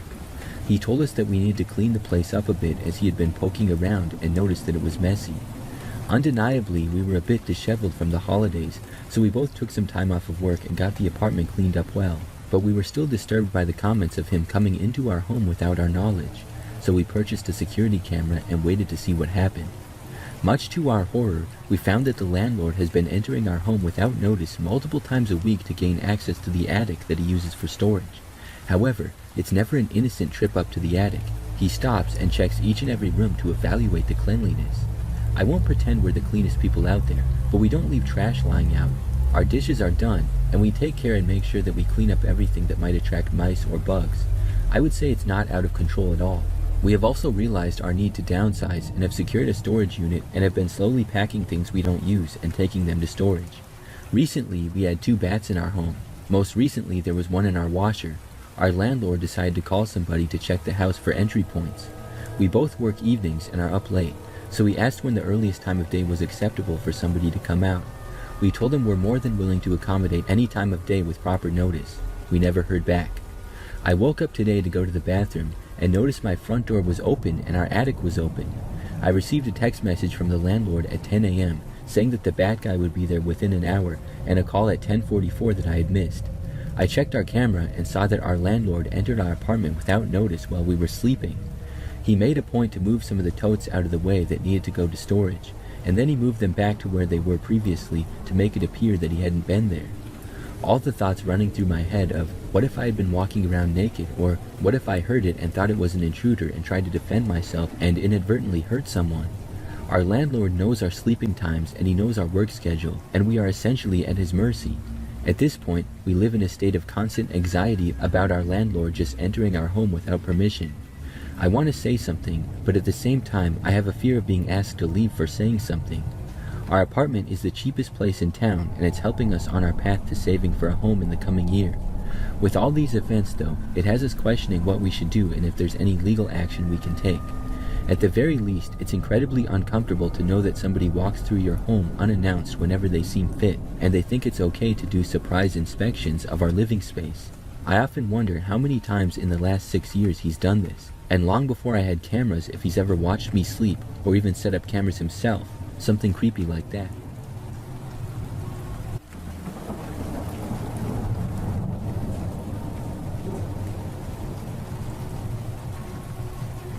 Back when I was in high school, I remember that one time we were going to have a planned lockdown drill. I remember that we would have these about once or twice a year. Sometimes they would even tell us like the day before that we were having a drill. I think that was so nobody would be alarmed by it and worry that it was real. So on this one day, I knew that we were having a lockdown drill during the 5th period, which was the last one of the day. The drill would usually consist of an announcement, and then the teachers turning off the lights to their classroom and locking the doors. Sometimes they would make the students huddle in the back of the classroom. Other times we would just sit in our desks. My last period of the day was usually pretty boring, but I did have one of my best friends in that class, Ryan, with me. This particular time, I remember that after 4th period, Ryan said that we should skip 5th period. At this moment, we had both completely forgot about the lockdown drill. I just remember that I knew we weren't doing much in the class, and so did Ryan. It was basically like a work day, where we would just work on homework assignments and stuff. So being immature high school kids, we decided to skip class and head home early. We went to our lockers to get our stuff, and took our time as the bells sounded indicating that class was now in session.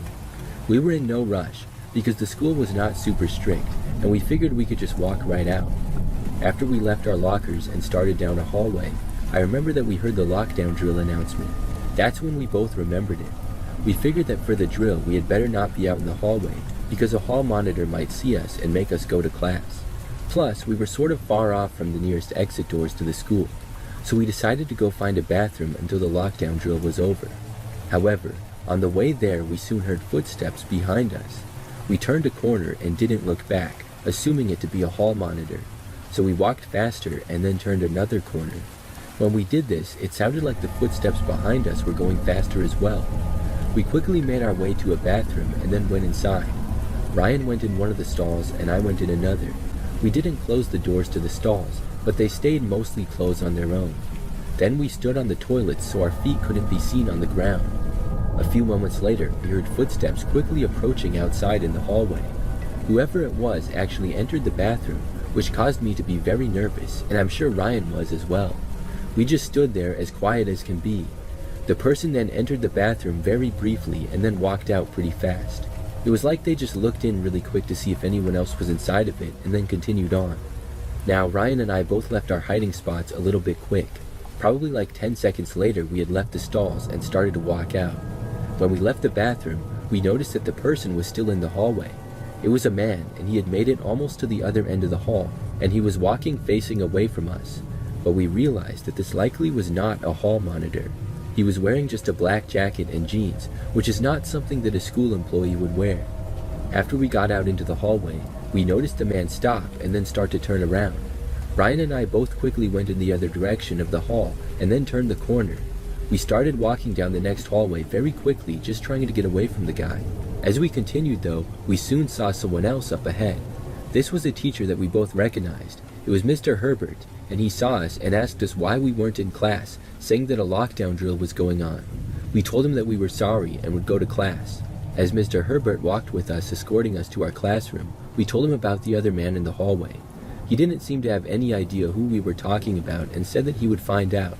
Soon, we got to our classroom and were led inside. And several minutes after that, there was another announcement stating that the school was now having a real lockdown. Several times they said that this was not a drill anymore. This lockdown lasted for about an hour until it finally ended and the school got out at about the same time. We learned that the man we had seen in the hallways was not supposed to be in the school, and he was arrested for trespassing after hiding in the school. Nobody knew what his intentions were. I think it's really crazy how he just happened to be there during a lockdown drill. Did he somehow know we were having a drill and did it on purpose so nobody would suspect him or notice him? I don't really think so, but it makes for a crazy coincidence. I'm also really glad that he didn't look farther into the bathroom where Ryan and I were hiding. We both learned a valuable lesson that day not to skip class, and I don't believe either of us ever skipped again after that.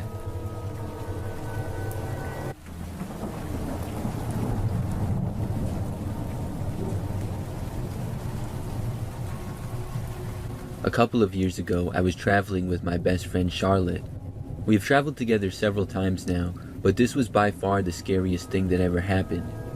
After our flight, we booked a hotel not too far away for the entire time that we were staying. We took an Uber there, and the hotel was pretty average for the most part. It was nothing fancy, but also nothing was really bad about it either. It was clean, and the staff was friendly, and they had a continental breakfast as well. So, I remember after being out for most of the first day, Charlotte and I got back to the hotel sometime at night. We were hanging out in the room when we noticed this one guy out the window. Our room was on the second floor, and it overlooked mostly the parking lot that was behind the hotel. It was not too busy because there was another parking lot out front where most of the people parked. The man was standing sort of at the far back of the parking lot, almost at the end of it, and he appeared to be looking right at us. Our window was not open, but we did not have any shades covering the window, so it seemed like the man could see into the room. We looked at him, and he was definitely looking right at us. The guy appeared to be somewhat short, had a goatee, and sort of long hair. He motioned to us, but I couldn't quite tell what he was doing. We were both kind of confused as to what he wanted. Then we heard him yell something at us, but I couldn't make it out. Our window was closed, and he wasn't quite loud enough. Then he pointed at us and said something else. He didn't necessarily seem angry or anything, but it was just kind of weird. Then, after pointing at us for like 10 seconds, the man started to jog through the parking lot closer to the hotel. It seemed like maybe he was going to go inside. We were a little concerned that he might go to our room or something, and the whole thing was kind of weird, so we decided to cover the windows at that point. About 5 minutes later, we heard a knock on our door. We got completely silent, and then I went over as quietly as I could and got to the door. I looked through the peephole, and sure enough, the man was standing there. We did not know what he wanted. He stood by the door and kind of looked around. After staying at the door for like 15 or 20 seconds, the man then moved along and walked away. We thought that we heard him knocking on another door, so maybe he didn't quite know which room was ours. Either way, it was kind of strange, and we weren't sure what the guy was doing. There's no way that we were answering the door for him though. So the rest of the night was fine. We hung out a while longer and then went to sleep. The next morning, Charlotte and I went down to the first floor for the continental breakfast.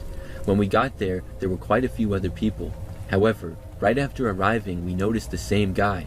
He was standing on the far other end of the room holding a cup of coffee. As soon as we saw him, he seemed to see us. Then he started walking over in our direction. Charlotte and I both had a really bad feeling about the guy, so we decided to just go back to the room. We quickly turned around and went back. After getting back to the room, we decided to just leave the hotel and go on with our plans for the day. When we left the hotel, we didn't see the man. We were gone for the whole day and arrived back sometime that night. I remember that things were quiet by that point. We walked through the lobby and then went up to the second floor to get to our room. As we were walking down the hallway to our room, we heard someone at the far other end of the hall. I didn't really think anything of it, but I looked over and then noticed that the man was there. He was walking in our direction and also walking really fast. Charlotte noticed too and tried to hurry up and put the key in the door. She got it open and we both quickly went inside. We slammed the door shut behind us. Probably 10 seconds later, the man arrived at the door and tried to open it. Then he quickly knocked on the door. We called down to the front desk and reported the man. He walked away from the door after we didn't answer again. We were nervous that we would keep seeing him, but he didn't come back that night and we didn't see him the next day or for the rest of our trip. I guess either the hotel staff found him and kicked him out or something, or maybe he just realized that we wanted nothing to do with him and left. Either way, I'm really glad that he never got into the room, and I'm glad that we never answered the door for him.